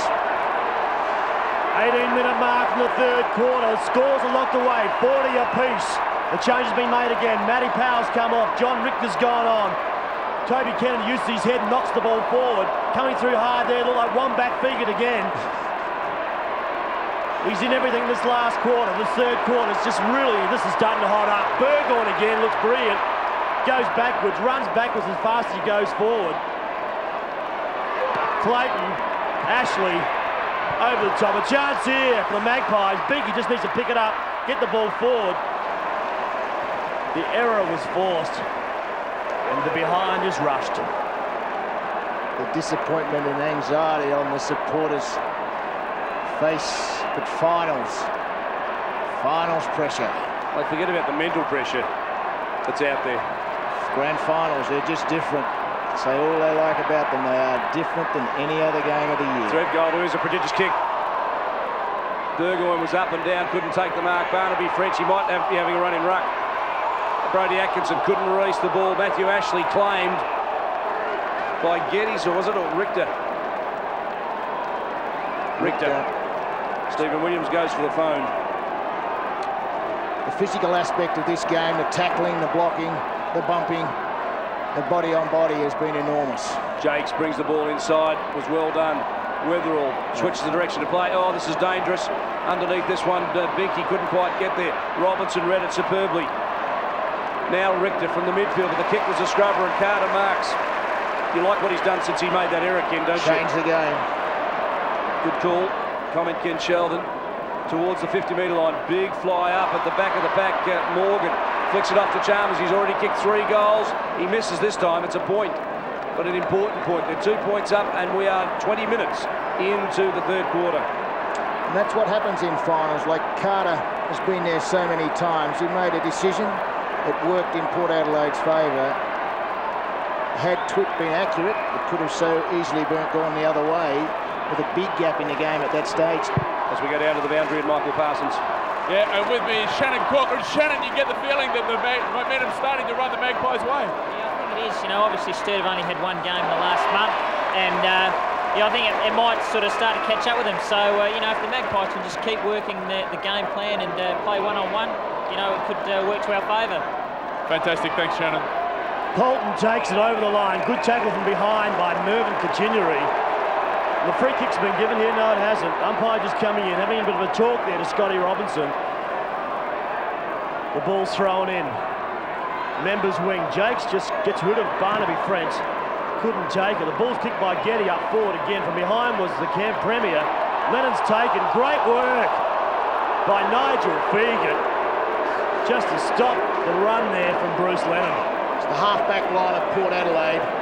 Carter, Lees and Fegan really getting on top in this latter part of the third quarter. It's down again. Feast knocks it forward. Good work by Richter to get the ball out. Lees again should take this. Murphy will come across. Couldn't take it. Geddes is there. Also Carr. Number 12 is Matthew Ashley. Kicks it high. Chance ever. Ball ace. Nearly takes the mark. Coming through hard. Looked like it was Barnaby French. Feast at ground level. Doing a rover's job. Gives the ball across to Richter. Going back hard as Lees against it. You're right, Ken. Those three players, Fegan, Lees and Carter, are playing a match-winning quarter. And I'd also say, Mark, this is the most physical that I've seen SNFL for a long time. In this last 10 minutes of this game has just been ferocious. Oh, it's great. It will go down to the wire, this game. You must be enjoying it sitting at home in the comfort of your lounge room. Just watching it live, and it's exclusive to the ABC Sport. The chip out again, ball ace. Commitment at the body, commitment at the ball this afternoon by these players. Really has been outstanding. The crowd has got behind every kick, every bump, every shepherd, and every goal that's been scored here.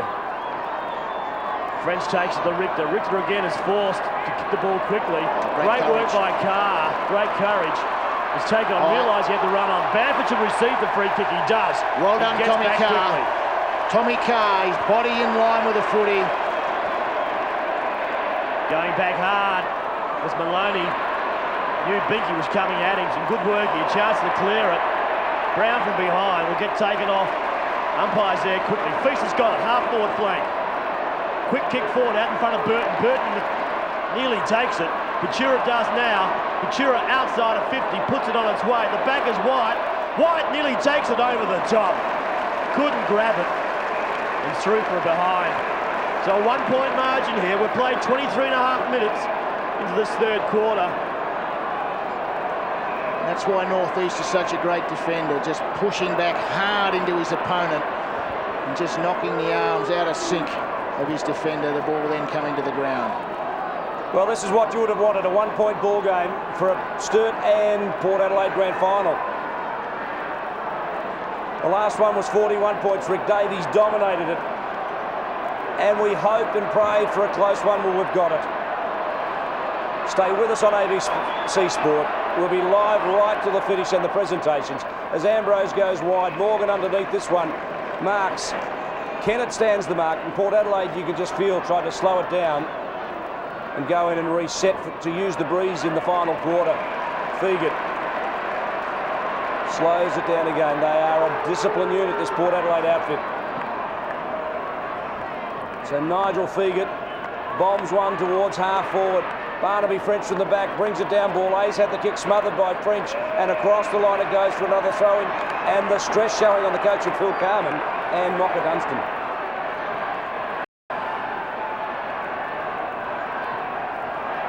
Barnaby French up with Snake Chalmers. It brings, ball's been brought down. Atkinson quickly over it. Ball ace just as good, knocks the ball forward. Going over the top was Tommy Carr. Gives the handball to Tregenza. Tregenza comes inside and Bergman takes the mark. Gets back quickly. Looks for Orman Allen up forward. He goes in that direction. Where's Allen? He's not back there. The one hand nearly taken by Threadgold. Orman Allen gets to his feet, around his body. Which way does this ball bounce? It comes back.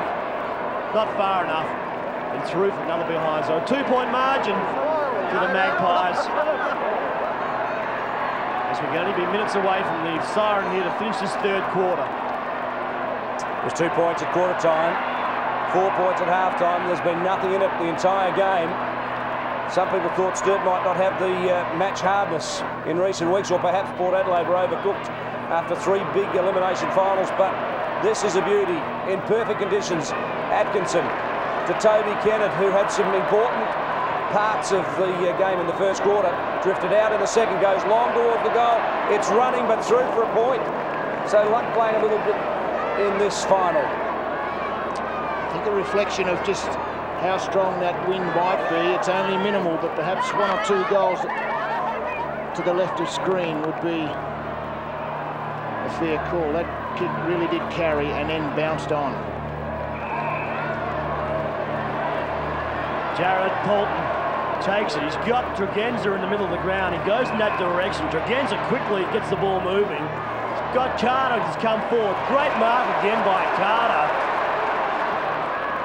Kicks up forward. At the back is Orman Allen. In front there was Threadgold. The umpires call play on. Brown takes it. Has he kicked another one? I think David Brown has. That's his first for the afternoon. Comment that Port Adelaide's field kicking has really lifted its rating, really has improved in this third quarter. And we've seen a couple of times just perfectly weighted kicks around the members' wing here. And that's exactly the reason for that goal. They used it from half-back through Tregenza to Carter. Orman Allen tried to make something of nothing, but then quickly with a handball inboard to David Brown, who balanced up, and that goal face was able to finish off. At the bounce, loose ball falls well. It's a 7-point ball game. Port Adelaide's way, and when they take charge in a final, they don't give it up easily. Blood rule. Umpire Pfeiffer just settles things down as the blood rule used yet again. And coming off again, it's Geddes. Well, hasn't he been in the wars today? This is a final of attrition, and Port Adelaide are dishing it out. It was always going to be a tough final, no question about that. Port Adelaide came from the elimination final through to the first semi, through to the preliminary final. It's been a tough road for them, and they are match hardened. Twitt going under the pocket, Matthew Powell coming into the midfield. So the rebounds sets the big fellas in motion. It was Borlase who won the tap. It goes forward off the ground was Jakes. Soderstrom, who's picked up Chalmers, gets the right footer out to the boundary line just to relieve a little bit of pressure. And the crowd involved in this big one of 98.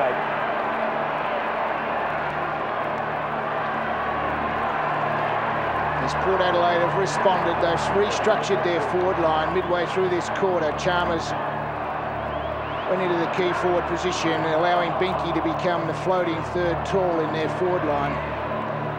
But and Jarks, I think, has done well in the ruck.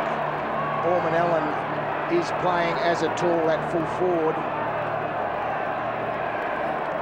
Whilst not that tall in physical stature, his spring is enormous. Simon Feaster do battle with Daniel Jakes. The ball's thrown in. Jakes takes front position. Over the back is Atkinson. Gets the run of the football onto his left leg. He's high. Where's Burton? Brings it down. Mervyn Continery round the body. Left leg. He's kicked one already this quarter. The battle between North East and White has been outstanding this afternoon. North East again takes it. This Magpies backline has been outstanding this third quarter. Rebounded brilliantly. Finally comes the ball ace to the captain as we hear the three-quarter time siren here. It's a 7-point margin, Ken, to the Maggies. And you called it. What a crucial one-on-one battle that was between Paul North East and Stephen White. Had White been able to take that mark, but North East, proving what a great defender he's been for many, many years, stood tall for Port Adelaide, and they cleared yet again from defence. Both defences have been superb, but I just thought midway through that third quarter, Lees, Figgett, Carter and North East really did get on top. This is a fantastic game. The game is not over yet. The Double Blues, they'll come back. They're playing their first grand final since 1976. And you see the three-quarter time scores here. The Double Blues, they're 5 goals, 12-42. The Magpies, they're 7-7-49. And you're watching it at home, the live SANFL grand final exclusive to ABC Sports.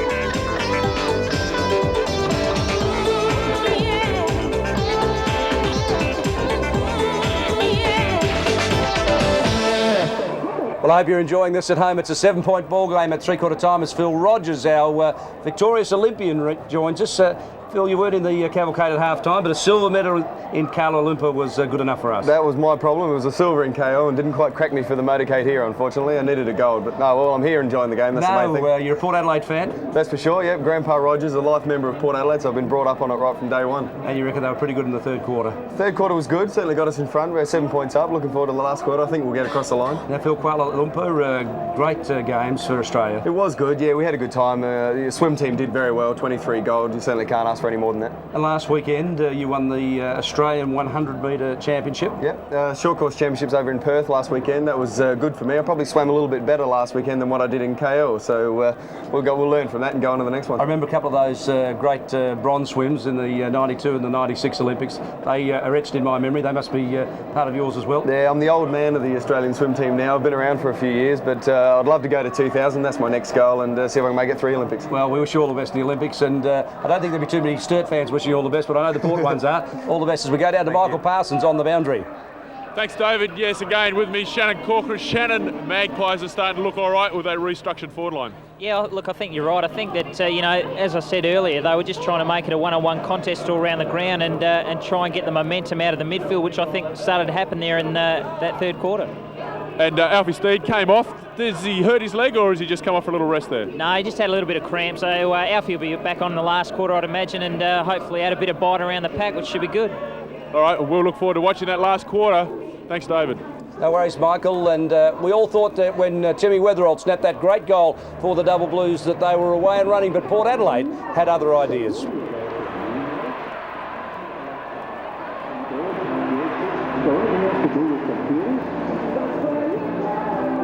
See there, Timmy Weatherall can, outside of 50, put that ball on its way and made a distance.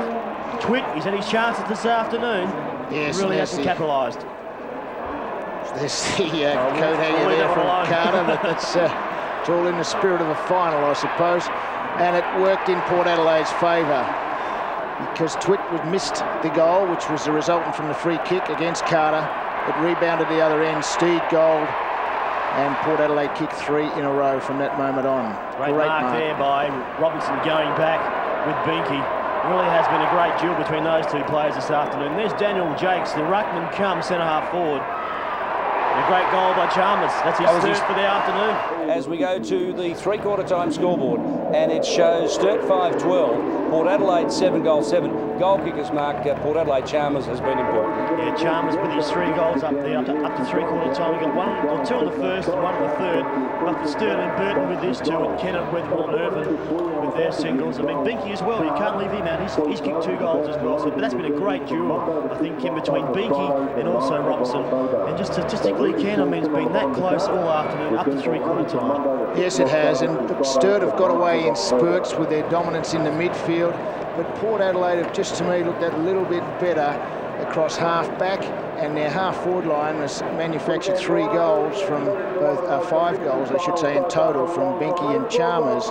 And statistically, Paul Lays has been terrific. The captain of Port Adelaide, he's had 16 kicks and 2 handballs. Peter Burgoyne, as I mentioned, across half-forward, he's had 18 possessions, 10 of those being handballs.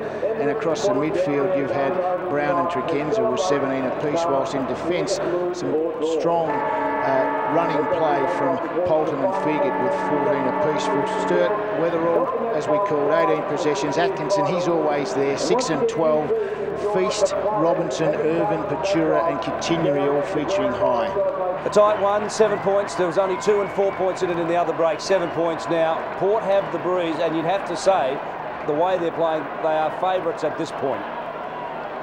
So they have responded in the latter part of the last 2 quarters, kicking 2 and 3 goals unanswered to put them now in front. But it's Sturt that have been explosive out of the blocks in each of those 2 quarters as well. So now the final quarter does start. In the huddle, the team speak, the coach's address. It's all very important, but it really is down to each and every one of the players to get the best out of himself and the belief and confidence in each of his teammates just to persevere right until the fat lady sings. Yes, the crowd, the double blue, Chargers going up. They're trying to rev up their Chargers out there, the supporters that have come from everywhere throughout the state to see their side play in a grand final. It's been a long while. These two sides have met in 8 grand finals. The closest margin has been 36 and 1965 when it was 3 points. Port Adelaide won the close ones. The last one was Sturt by 41 points. And I think there's a few people that still remember that, including a few at Alberton. So stay with us. We're live until 5:30, bringing you the 1998 SANFL Grand Final, live from Football Park. Your commentators, Ken Sheldon with Mark Bailey. As the roar goes around Football Park, anticipation of this last quarter battle. It is going to be a battle for the Double Blues. As we see the Magpies go forward. The first kick out of the middle, very important kick. The Port Adelaide club, Orman Allen in the lead, going back at threat goal, takes the mark. Needs to get the ball moving quickly. Very disappointing kick from Benke. Orman Allen is the full forward for Port Adelaide, has superior leg strength to thread goal. Kick should have been out into the space, allowing Orman Allen to run on it. Benke over the top of it, thumps it forward. Carr couldn't quite get through. Robertson releases the handball to Weatherall. His knee been a dynamo today. Lennon, who's been a little quiet, to thread goal to Weatherall. A long bomb towards Burton, but Ambrose was up for the contest. Twitt and Carter, good contest that one. Tregenza couldn't get clear. Twitt got the tackle in, and his second effort to get Polton was even better. As tenacious he is, Twitt, as is Polton. Very impressive player, Jared Polton. We just spoke about the kicking of the Magpies in that third quarter. That first opportunity there with Weatherall going forward, had time and space, just needed to put the ball out in front of Burton. He missed him over his head. Good work again. Double Blues realising that they need to kick the first goal. Continuary comes up with it. Just as hard in there was Ashley. Just wrapped him up. Ferocious tackle right at the hips. Great strength and commitment.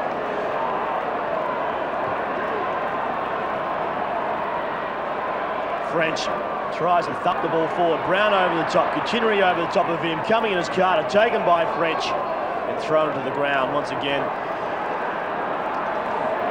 Well, it's been a while. They've had to survive. I think it's 8 wooden spoons. In 1996, they didn't even win a game of minor round football. 95, wasn't it? 95. 2 years later, they're in the grand final. Irvin over the top, across the face of Golden, will go out of bounds. The ball will be thrown in forward pocket. The Double Blues. Yes, you can't believe how soul-destroying that would be to go through an entire season without a win. This year, 16 wins and 4 losses to take the minor premiership. An easy job on West Adelaide in the second semi-final, but Port Adelaide are no easy beats in grand finals. Carter off the ground. The legend is building for Port Adelaide. Now we'll need to find out whether this Sturt team is a champion team, because if they can stem the tide and win this, they really are a champion team. Oh, Bamford, great tackle. What a great tackle by Powell. Named in the ABC Team of the Year on a half-back flank, but I think he could play a back pocket, centre, ruck rover or wing, couldn't he? Well, in the first part of the third quarter, he got 2 or 3 out of the midfield on his own, a catalyst for the Sturt side, and equally as good there with that tackle. Chance for Brown, he's running forward, he's outside 50, puts it to the top of the square. Threat goal's going back hard. I think it's hit the bottom of the post, it has. You can see the distance that that ball carried off the left boot of Brown. I think there is a couple of goals advantage to the left of screen favouring Port Adelaide. Thread goal from full back. 3 minutes into the final quarter, tension building. Elects to go short, he's kicked long all day, so a change of tactics finds Atkinson. Now he runs on and can take the ball if he wants it. But Trent Orman Allen was able to cut off the lead, so it comes back inboard. Powell. Corridor football for the Double Blues. It's 1 quarter to glory. Kennett in front position in front of Fegert. Fegert has been dynamite. It's an enormous game at half-back. 8 kicks to Kennett, 4 handballs. This will be kick number 8. Most of those were in the first quarter and a bit, I think, from Kennett. A high ball. Big pack, flew. Nobody could bring it down. Bamford claimed by Atkinson. Now 13 is Lang, who's on the ground. Fellas, fresh legs. The young 19-year-old from Western Australia with only 12 senior games. It's a big job ahead of him, but fresh legs and the confidence of youth. Continuing, releases Twitt. Now this is an important kick. He's already, Well, I'll add them up for you. I think it's 5 points and 2 out of bounds on the full. Yes. Gee, what ifs in football? Exactly. Brilliant hands, however, from Continuary. Just very creative. Ambrose brings the ball back in. It's high. Feast goes for it. One grab, couldn't bring it to ground. The ball's knocked further forward to Ashley. Over to Polton. Polton goes down the line. Going back on this ball will be Matthew Powell with Geddes. Powell takes it, keeps control, knocks it towards the line. It doesn't go out, or it does. It eventually does. So the Magpies again go forward. Chance here. Feast, he's rucked alone for most of the afternoon. French took a little bit of time there in the second quarter just to give him a little bit of a breather. Kitchenery takes it, left leg over the body, bit of pressure. Error was forced and it's out of bounds on the full. 42 plays 50. 5.5 minutes into the final quarter. Burgoyne was up and down before the ball got there, but Atkinson taken to ground. The second effort by Burgoyne was terrific.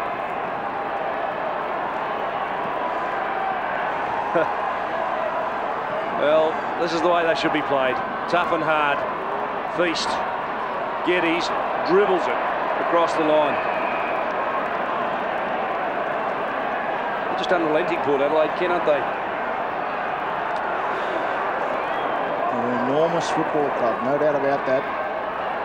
And if they're able to win this grand final from where they've come from this year, it's a terrific feather in their cap yet again. Double Blues need the next score. Magpies will go forward through Bamford. Bamford puts it inside of 50. Binky goes back hard. Comes down to Brown. Brown over the top, trying to find Chalmers. Mistake with their hands there. Allows Morgan in. He's taken beautifully over the top. I think it was Robinson coming in hard. The ball will be bottled up here. The umpire will make the decision. But it will be balled up. The tackling and second efforts from both clubs, a real feature. The physicality of this game, one of the highest levels that I've seen for a long time at SANFL. The blood rule says Brian Binky having to leave the arena momentarily. There's a bit of blood down the back of the neck, I feel. They've taken one to somewhere to the head. It allows Andrew Obbs to come on to replace him. Obbs just had not a great influence on the game. He's double-handled the footy more than I've become accustomed to seeing him, and he would be dead set determined to make amends now, and I'm sure could, just in a space of 5 minutes, do some very, very constructive, quick hands and creative things. Jakes. Nobody won that one. Geddes taken to ground by Jakes. Maloney goes after it, toe pokes it towards the line. It'll land just inside. It's an 8-point margin in favour of Port Adelaide, and you just think forward now to whether they can hold on and win. The first team since Norwood in 1984 to come from the elimination final. Feast did well. Weatherall got through and got tripped, but play on to the umpire. He tripped himself. It was Atkinson going off the ground who forced it forward to Irvin. What a battle that's been between Irvin and Tregenza today. Yes, Tregenza did start on Lennon, centre wing, but Orman Allen was on Irvin for a start. They then brought on Carr, but after half-time, it's been Tregenza, Irvin. Just been very, very good battle. It was tunnel ball, wasn't it? Orman Allen just tunnel balled it out the back door. Good contest. Threadgold, he's leading from the front as a skipper, no question about that. And Ken, I dare say that John Helbert, Robert Odie and Murray Ducker, who will pick the Jack Odie medal, are going to have one difficult job. Well, at the moment, it's through any one of a number of players. Like for Port Adelaide, you've got the likes of Ball Ace, Chalmers, Burgoyne, all around about with any one of the half-back line players for them. And whilst for Sturt, again, the same thing. Any one of a number of players, Weatherall, Atkinson, Feast, across the half-back line, the likes of Maloney and indeed Threadgold at full-back. Like there's any one of... Burgoyne's not in the list, surely. Well, he's been creative. You probably wouldn't give him in your very best player, but you know, still 20 minutes to go. Okay. Barnaby French brings it down the ground. Chance for the double blues. It's knocked towards Carter. Carter doesn't want to pick it up. There's no one within 10 metres of Carter. Carter tries to knock the ball out over the line. He successfully did that, but the umpires allowed the ball to be thrown back in. It's a very brave umpire to make a decision at this stage of the game, especially deliberately pushing the ball out over the line. Binky on the bench for Port Adelaide. We might try and go down to Michael Parsons. He's cutting the back of the head. They're just trying to somehow tape it up and move the blood from his jumper. Oh, some strength shown by Atkinson. Great hands as he went to ground. Weather all round his body. A chance that they need to mark the Blues. They can't find one at the moment. Where's this gone? They're here, they're home. The game is not over, it's still alive. Nathan Irvine brings up his first. The double Blues are going to come home. That's his second. So we go down to Michael Parsons on the boundary line. It makes a noise just down here at ground level. Brian Binky just changing his jumper, had a cut behind the head. Take the blood spill on the jumper, just changing that. He'll be back on in a moment. But the atmosphere on the boundary line is absolutely fantastic. As it should be in a grand final, 11 minutes in and a 2-point ball game. 16 kicks, Nathan Irvine. Oh, Borlay's just stopped dead in his tracks by Irvine. So Irvine doing well in the free kick in the middle. Yep. Against Jakes on Atkinson, who pushed Atkinson over, confronted him and just decked him. Pushed him in the chest, really. Robertson. Now the double Blues are running on emotion now, and this is dangerous time for Port Adelaide. Lang 3 deep, couldn't quite take it. Jared Twitt couldn't quite gather it in. Now he gets it, claimed by Polton. Now Polton's done very well as well, Ken. Yes, the defence of both teams has been enormous, but gee, what a critical time for an interchange to take place. Morgan running from the ground with Sturt in possession and his direct opponent used. That's the reason the ball is in net with a double Blues Brodie, goal. Atkinson, huge champion. What a set play. Atkinson has done it, and Burton finishes it off and gets his third, and the double Blues are back in front. Now we find out what Port Adelaide have got left in the tank. They'll have to dig deep. Sturt are on an emotional high. No doubt about that. It's what we've come to see. A close and exciting game, and there is Atkinson, last year's Magarey medalist. And Burton registering his third goal. Now obviously Stephen Williams' phone is not working, because as that goal was kicked, he just threw the phone down and he's gone down to the bench. He wants to control it from the bunker. We'll get a shot of him coming down the stairs, I guess, onto the oval at Football Park. Well, the interchange that just took place didn't quite go as smoothly as it should have. That'll lift the double Blues to see the Magarey medalist, one of their champions, and Atkinson. They're running forward again. They've just found something. They've dug deep, the double Blues. They'll go again. The spoil from behind by Polton. Great tackle by, looked like Twitt. Continuary comes in. The handball's just been thrown around. Mistakes are trying to be forced. Feast will take it. He'll get to his feet quickly. He does that. He'll go back. As we go down to the boundary and Michael Parsons. Thanks, David, and with me, Shannon Corcoran. Shannon, the Magpies have got some work to do now to get the momentum back. Yeah, look, I think you're right. It started to turn, I think, Sturt's way, but, you know, hopefully the boys can just keep the run and turn it back around. The Magpies. Sorry, Malcolm, keep going. No, you're right, David. Thank you very much, fellas, as David Brown goes forward. Obst. Now it's Bamford. Outside 50. Great smother in defence was Geddes.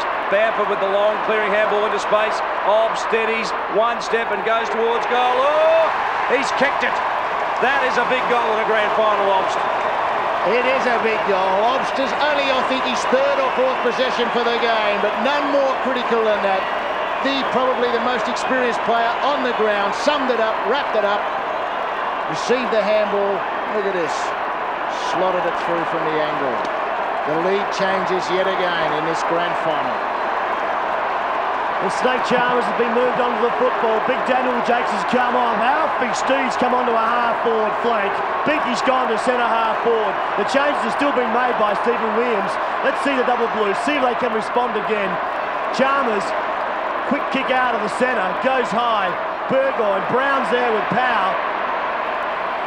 Powell trying to keep the ball in front. Brown again chips the ball forward. Geddes comes in, thumps towards the boundary line. Strong defence from Geddes, and that's always the best rule. When in doubt, just use the safety of the boundary.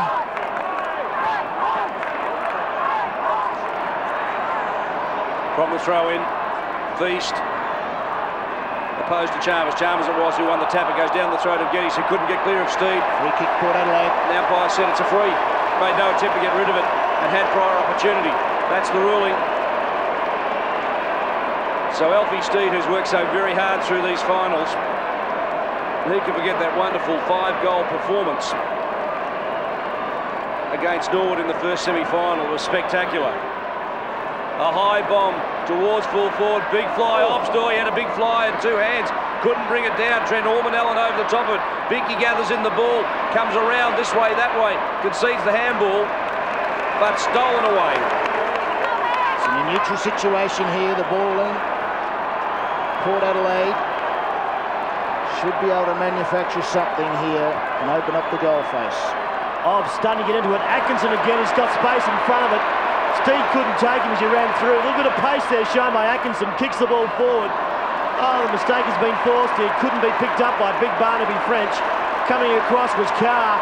Carr to Tregenza. Tregenza goes further afield. Binky nearly takes the mark. Powell's there with Brown.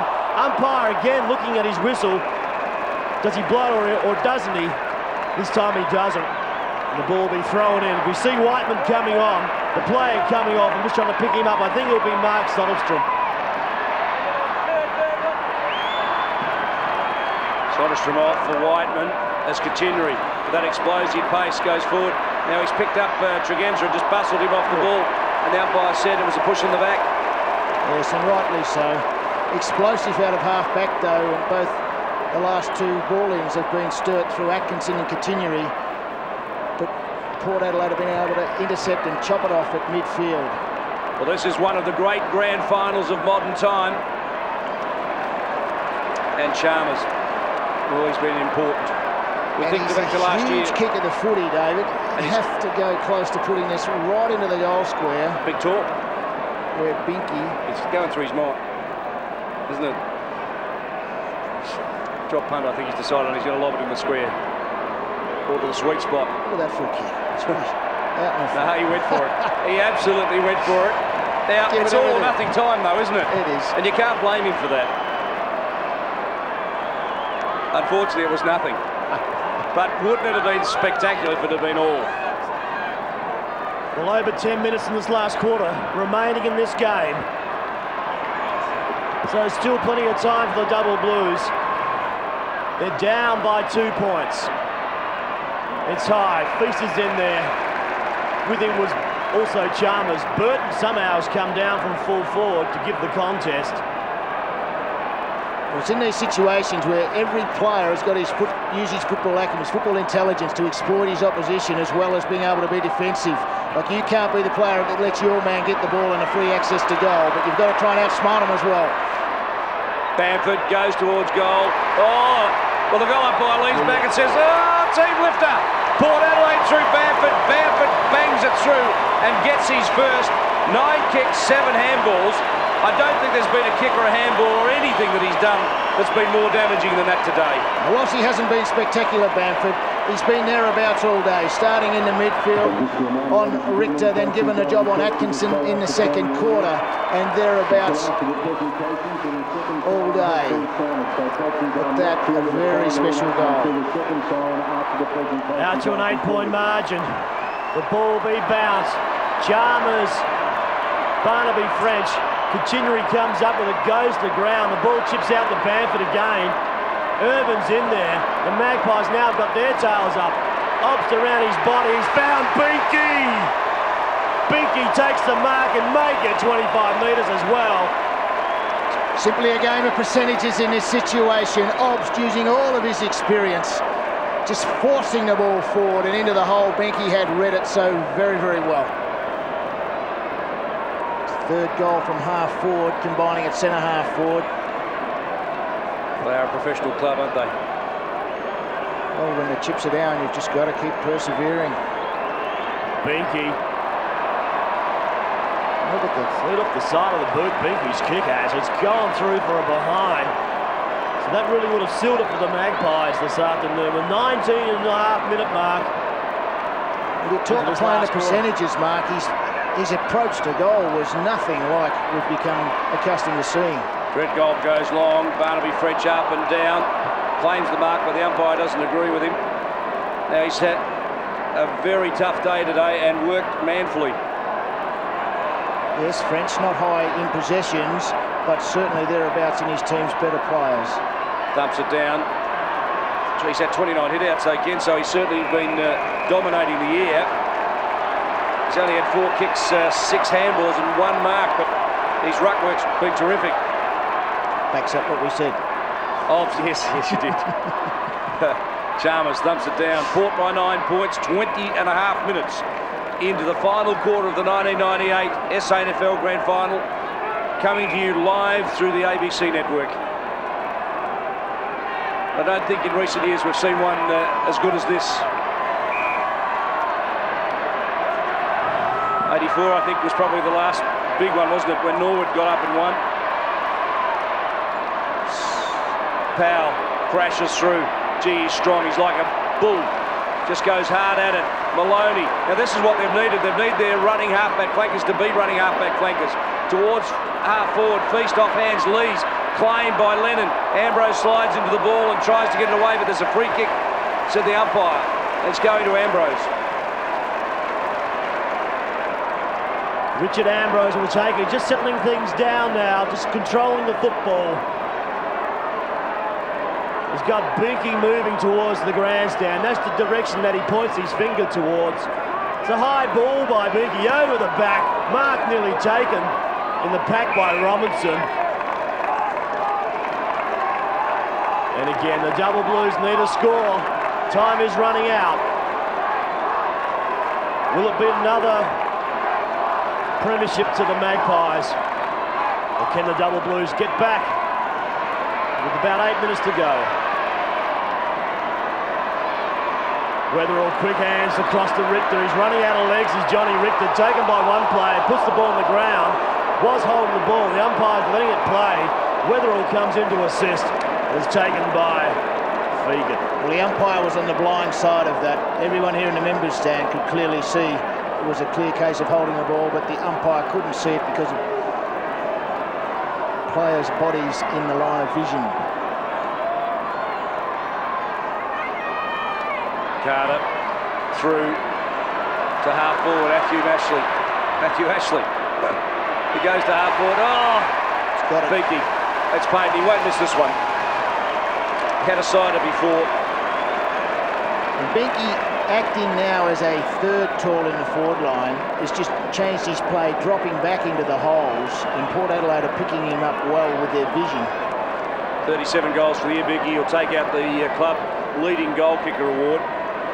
Kicked 4 against Central in the elimination, 7 goals, 4 against Norwood, and then claimed 4 goals against West Adelaide last week in the preliminary. It's important that he gathers his thoughts here and just approaches the goal. Walks straight, drops it straight, follows through straight, and there's your answer. Does that. 3 goals to Binky today. I think that might be it for Port Adelaide. You can just feel the fans. They think they've got it. What do you reckon? Up by 9 points. Well, no doubt Sturt, with their supremacy in midfield. They now go to 15 up. That's just an important kick, isn't it? No doubt. And the way that he went about it, realising the mistakes of his ways a couple of moments ago when he really did waste an opportunity, was full of concentration. I can't believe people are actually leaving this grand final. It's been a fantastic competition all season between these two clubs. Centre breaks here, just crucial. Port Adelaide have got to lock it up or win it. They just can't allow Sturt free access out. And they have perhaps to one of the better kicks on the ground in Bruce Lennon. Borlase puts the ball back to Carter. Must be high on being the best player on the ground this afternoon in Stephen Carter. Burgoyne, with him was Geddes. Geddes forced the ball out over the line. And down at ground level, Michael Parsons. You must have a pretty happy Shannon Corcoran with you. I've got Shannon Corcoran with Shannon. We said 10 minutes ago Port had to do something to get some momentum back. They did it. Yeah, look, Binks has been good there. He's taken a couple of good marks, had a couple of shots, and the midfielder just keep pumping them up forward, which is great. And the Port Adelaide plan from here on in? I think just to bottle it up a little bit now and just keep pushing it forward as much as we can. Good on you, Shannon. Thanks very much. Thank you, David. Yes, thank you down there, Michael. Also, thank you to Shannon Corcoran this afternoon. He's given up his time. Also, the double blues, we've had Michael Wharton down there at the boundary side, just giving us an insight of how the players are feeling in this big clash this afternoon. Grand final day, Football Park, SANFL. We've been glad to show it to you in South Australia live. Obbs comes up with it. Back on it again as Obbs. In there is Alfie Steed as well. Chance for Maloney. Mistakes are there. Maloney sockers the ball out, gives Threadgold a chance. He needs to run with the ball, does Threadgold. Comes inside for support. He does that to Soderstrom. Soderstrom will chip it wide, and he finds his player in question in Nathan Irvin. Irvin just settles down, looks forward. Got the movement. Kennett will come across. He needs to bounce away. He does that on his left leg. He needs to give him a chance up forward. He does it again. At the back is Northeast. The free kick's gone. The whistle's blown. Plus 25 metres. So a certain goal now coming up for the Double Blues. Is there still time, David Mackay?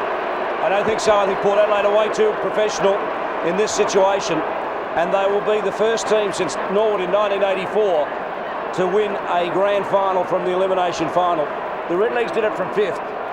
Port Adelaide did it from 4th, but it's no mean feat, and they really do rewrite the history books, Port Adelaide. Lang, the West Australian under-18 captain just a couple of years ago, puts it through, a consolation goal for the Double Blues. There'll be disappointment tonight, but Port Adelaide, with 9 points up, 26 and a half minutes, they just know how to hold on. Well, I wouldn't write the Double Blues off yet. There is still time. There's about to be at least 2, maybe 3 minutes to go in this game. They're only 9 points down. This centre square, the players that get the ball out of the centre square in this contest, if it's the Magpies, well, I'd have to say the Maggies will win it. The Double Blues can get it up forward and kick another quick goal, then we'll have a game on our hands. At the bounce, Chalmers back in the ruck for Port Adelaide. Barnaby French thumps it down to Continue. He gives it to Atkinson, who handballs off to Twitt. He sells the dummy beautifully. Well, maybe you're right, Mark. Maybe there is time. A mark here to Lang. 2 hands. He couldn't quite complete it. Ambrose gives it off to Carter, who short steps away and gives it to Lees. That centre half-back who steadies the ship. Now, that is experience. And this is what we're talking about. Lees will just milk the clock. Picks a target and goes long and wide towards the boundary. Chalmers will thump it towards the line. That's drilled into them 1,000 times. Burgoyne was just gives it off to Brown. Brown now and Obst. You just got to admire them. They never give up, Port Adelaide. Obst towards Binky. Well, he's got away, hasn't he? He's kicked 3 and he's about 40 metres out on a very tight angle, and he'll just settle things down. Soaking up time here. A long time since Port Adelaide have had a goal kicker with 38 goals, leading their club. I thought it was low when Darren Smith won in '86 with 49. So Brian Binky, a long bomb. That is a grand final goal. Brian Binky, you legend. Port Adelaide take the 1998 grand final. Brian Binky sinks a miracle goal, and I think they know they're home from here. Celebrations tonight at Alberton. Well, Brian Binky just walked through the door in this last quarter. He had 2 on the board, but he's just responded in a magnificent last quarter. 3 opportunities to goal, kicking 2 of those, 4 for the game. And there's the cup that they've been fighting for. Port Adelaide will take their 35th grand final cup. Brian Binky just with his last goal, and now has equalled the all-time record in finals with 19 so far. Still time to kick another one. Matty Powell over the top there, looks like Bamford. Now, we had a record for Stephen Williams. He won in '96. He was second last year, and he'll win this year. So 2 flags in 3 years. continues the Williams tradition. Great game by the Magpies. Their backs to the wall there through that second quarter. They responded and fought their way back with that player there in Stephen Carter. Dragenza also has played well. Carter now gives the ball across the Carr. Carr kicks around his body. He's only gone as far as Whiteman. The Double Blues, they haven't stopped trying. They realise they need another goal. Atkinson, one of the better players for the Double Blues, chips the ball out, gives Lang a chance to jump into it. A good mark by Lang, receiving extreme amount of pressure there from behind by Paul Northeast.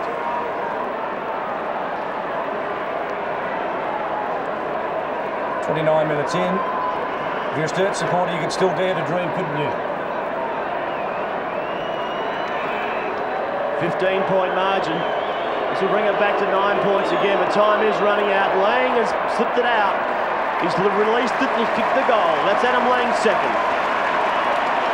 This has done well, Lang, since coming off interchange, taking up his position forward pocket full forward in this last quarter.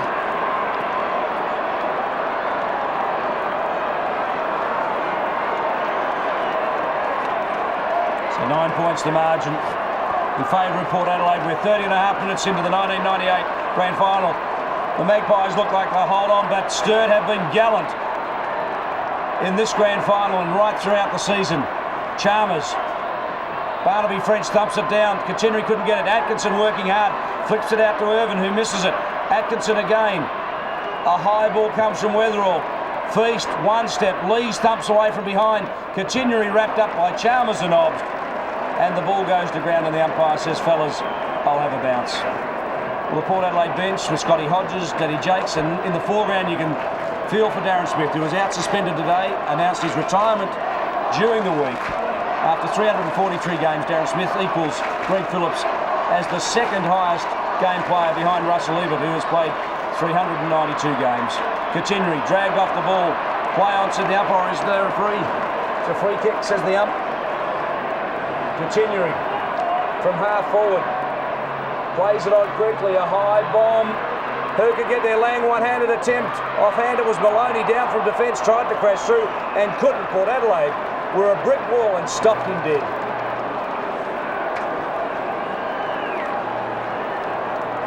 Well, Port Adelaide haven't lost consecutive grand finals since losing to North Adelaide in 1971 and 1972, and they're not about to do it today. They lead by 9 points, Mark. The last charge here for the Double Blues. They need another goal. They need it quickly.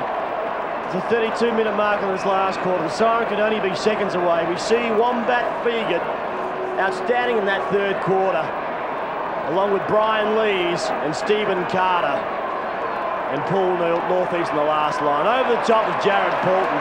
Thumps the ball 40 metres and finds Brown. And David, the final siren, sees the Magpies winning by 9 points. Port Adelaide have won by 9 points and euphoria around. Congratulations to Port Adelaide, the 1998 SANFL Grand Final winners.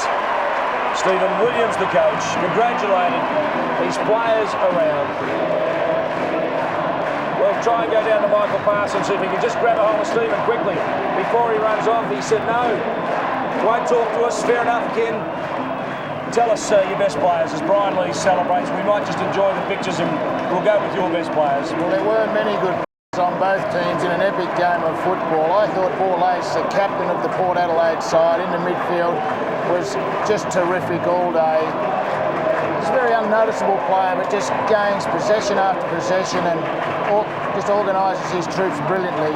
I gave him best on the ground, in fact, in what many players could have taken the title. I thought Nathan Irvin was perhaps best for the Double Blues, and I thought Binky was the match winner, particularly in the last quarter with his couple of goals, 4 for the game. Chalmers also was terrific, kicking 3, alternating from centre-half forward into the ruck. And I thought Weatherall and Atkinson were particularly good in the midfield for the Double Blues, along with Threadgold and French. Katinri was good at half forward. Threadgold, as we just seen in screen there, in defence was good, as were the defences of both teams. Carter, Poulton, Fegert, Lees, They were all very good players for Port Adelaide. Tregenza was a reasonable player across midfield. Bamford done a reasonable job in the midfield also. And Burgoyne across half. As we go down to Michael Parsons with Stephen Williams.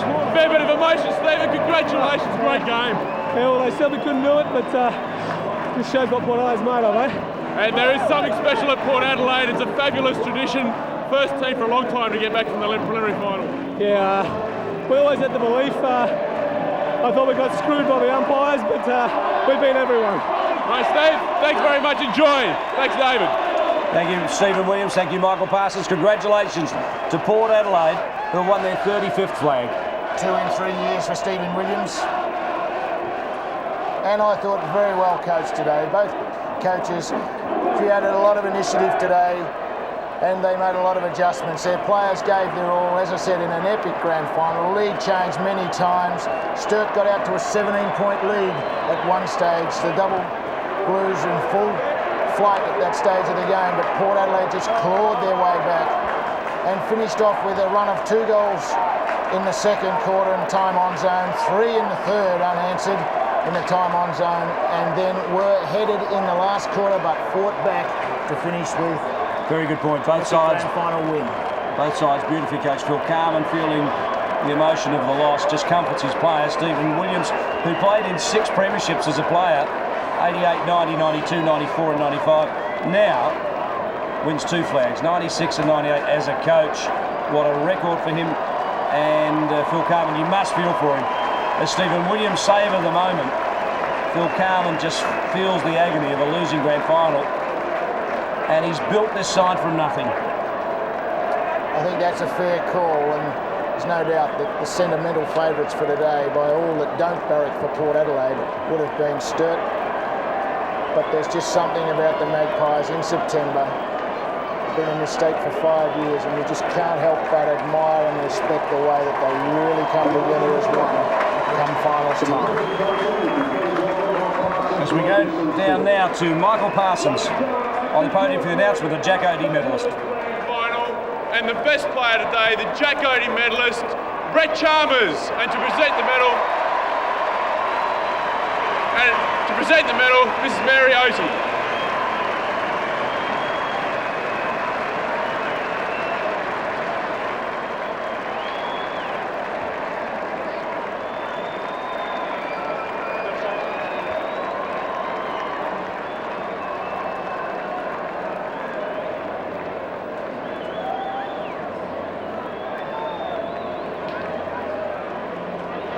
What a great winner he was, Ken. He certainly got them going with 2 early goals, 3 goals out of the first 4 in the first half. And I think, very importantly, when Stephen Williams shifted him to the ruck in the second quarter, when Sturt were right on top with superior leg speed and mobility, he changed the course of the game in that quarter, and Port Adelaide were able to fight back to be only 4 points down at the long break. Would have been a difficult job for John Halbert, Robert Oatey and Murray Ducker to pick. There was probably 4 or 5 players who could have won it as we go back down to Michael Parsons. And we welcome to the dais now to present the medallions to the victorious Port Adelaide football team, Mr. Ken Applin, a member of the Australian Football Hall of Fame.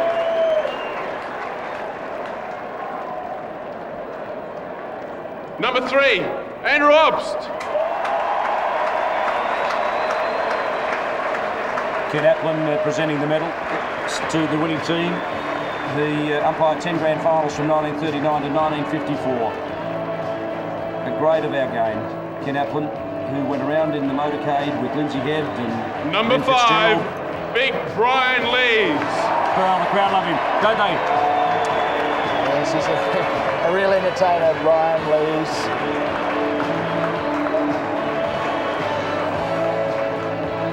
Number 7, the magical Peter Burgoyne.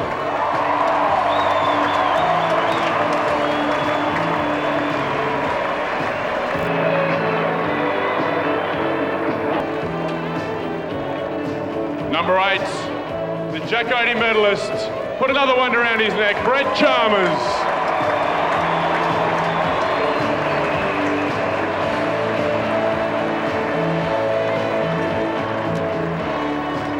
Number 9, Alfie Stee.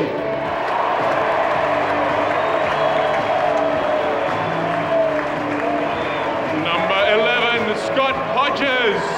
Scott Hodges joins Greg Phillips with 8 premiership medallions, one behind the great Jeff Motley, who won 9 flags between 54 and 65. Number 12, Matthew Ashley.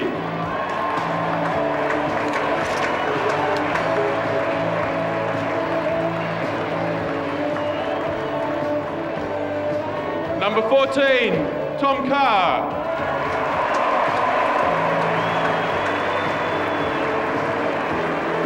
Number 15, Jared Fulton.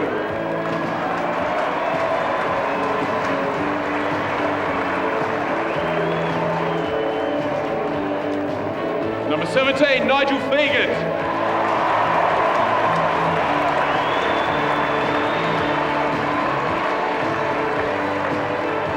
Number 18, Richard Ambrose.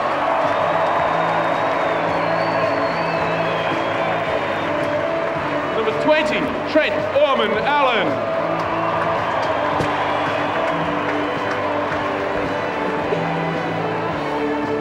Number 21, David Brown.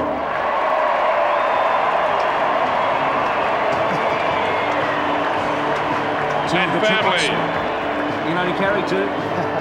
Mum's got 1, I guess. Number 24, kick those goals, Brian Binky.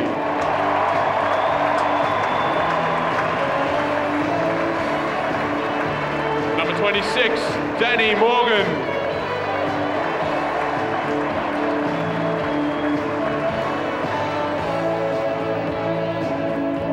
Number 27, Tony Bamford.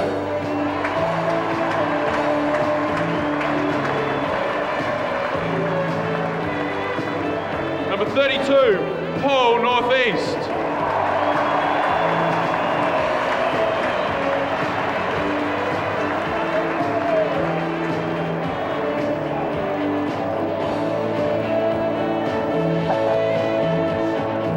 Number 36, Stephen Carter.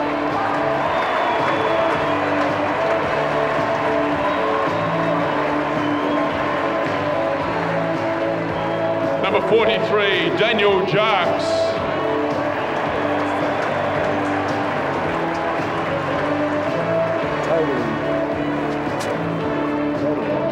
Number 54, Simon Tregenza.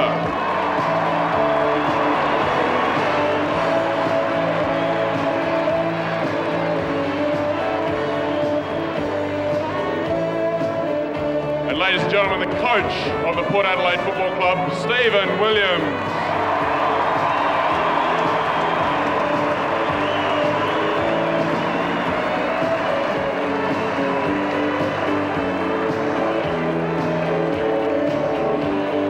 And to receive the Thomas Seymour Hill Trophy for season 1998, the captain of the Port Adelaide Magpies Football Club, Darryl Borlase.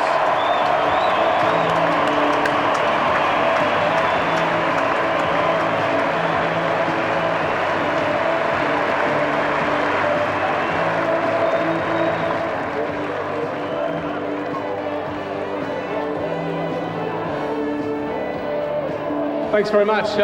Firstly, commiserations to Sturt, to Phil and the boys. They had a fantastic year, and I'm sure that with the experience that they picked up today, they'll be a force in years to come.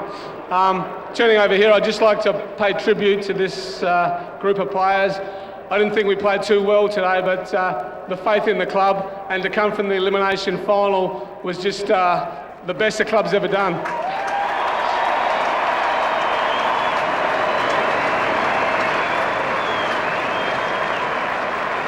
And just before I go, I'd like to pay a special tribute to all you Port Adelaide supporters. You've been fantastic. Thanks very much.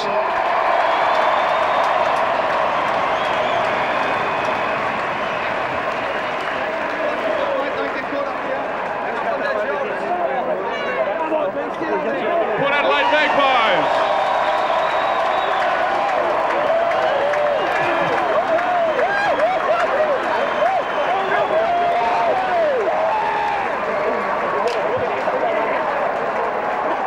Ladies and gentlemen, give these guys a hand as they go around, show the trophy on their lap of honour.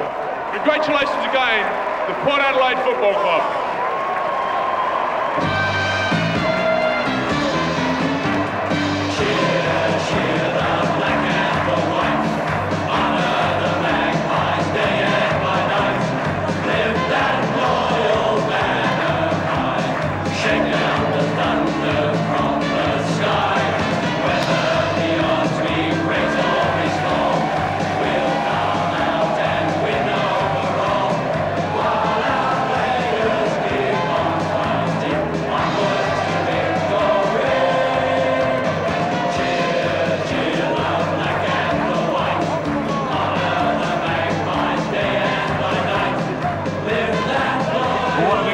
to Port Adelaide. As Darren Bourlays holds the couple off, you can see how exhausted, Ken, the players are. But it really is a triumph. They weren't really playing premiership football mid-year, but in the finals they have been devastating. They defeated Norwood at Alberton a couple of weeks out from the finals and really did start to turn the tide. Brian Dickey and Brian Lee's just enjoying a little bit of horseplay there. The Port Adelaide faithful, they enjoy this as the players head off on a lap of honour with the Thomas Seymour Hill trophy in their possession for the 35th time. It's one of the great achievements in football to be able to get your name in a premiership team. There's so many proud men there at that moment. Maximum capacity crowd here at Football Park today saw one of the great grand finals of modern times. Sturt were clearly gallant, but Port Adelaide were magnificent. David Brown and Andrew Obst as we go to the final scoreboard. It shows Sturt 9 goals, 12-66. They put up a courageous performance. Port Adelaide 11 goals, 9-75. Just incredible. We hope you've enjoyed this year of SANFL football, brought to you live on the ABC on Saturday afternoon. Our thanks to Gary Window, David Wildy, Ken Sheldon, Michael Parsons and Mark Nayley. It's been a wonderful year. We'll be joining you again next year. We hope you can join us for more scenes like this. We're so very sorry we have to leave here, but from Football Park and the SANFL and Port Adelaide and Sturt in the grand final of '98, it's bye for now. See you next year.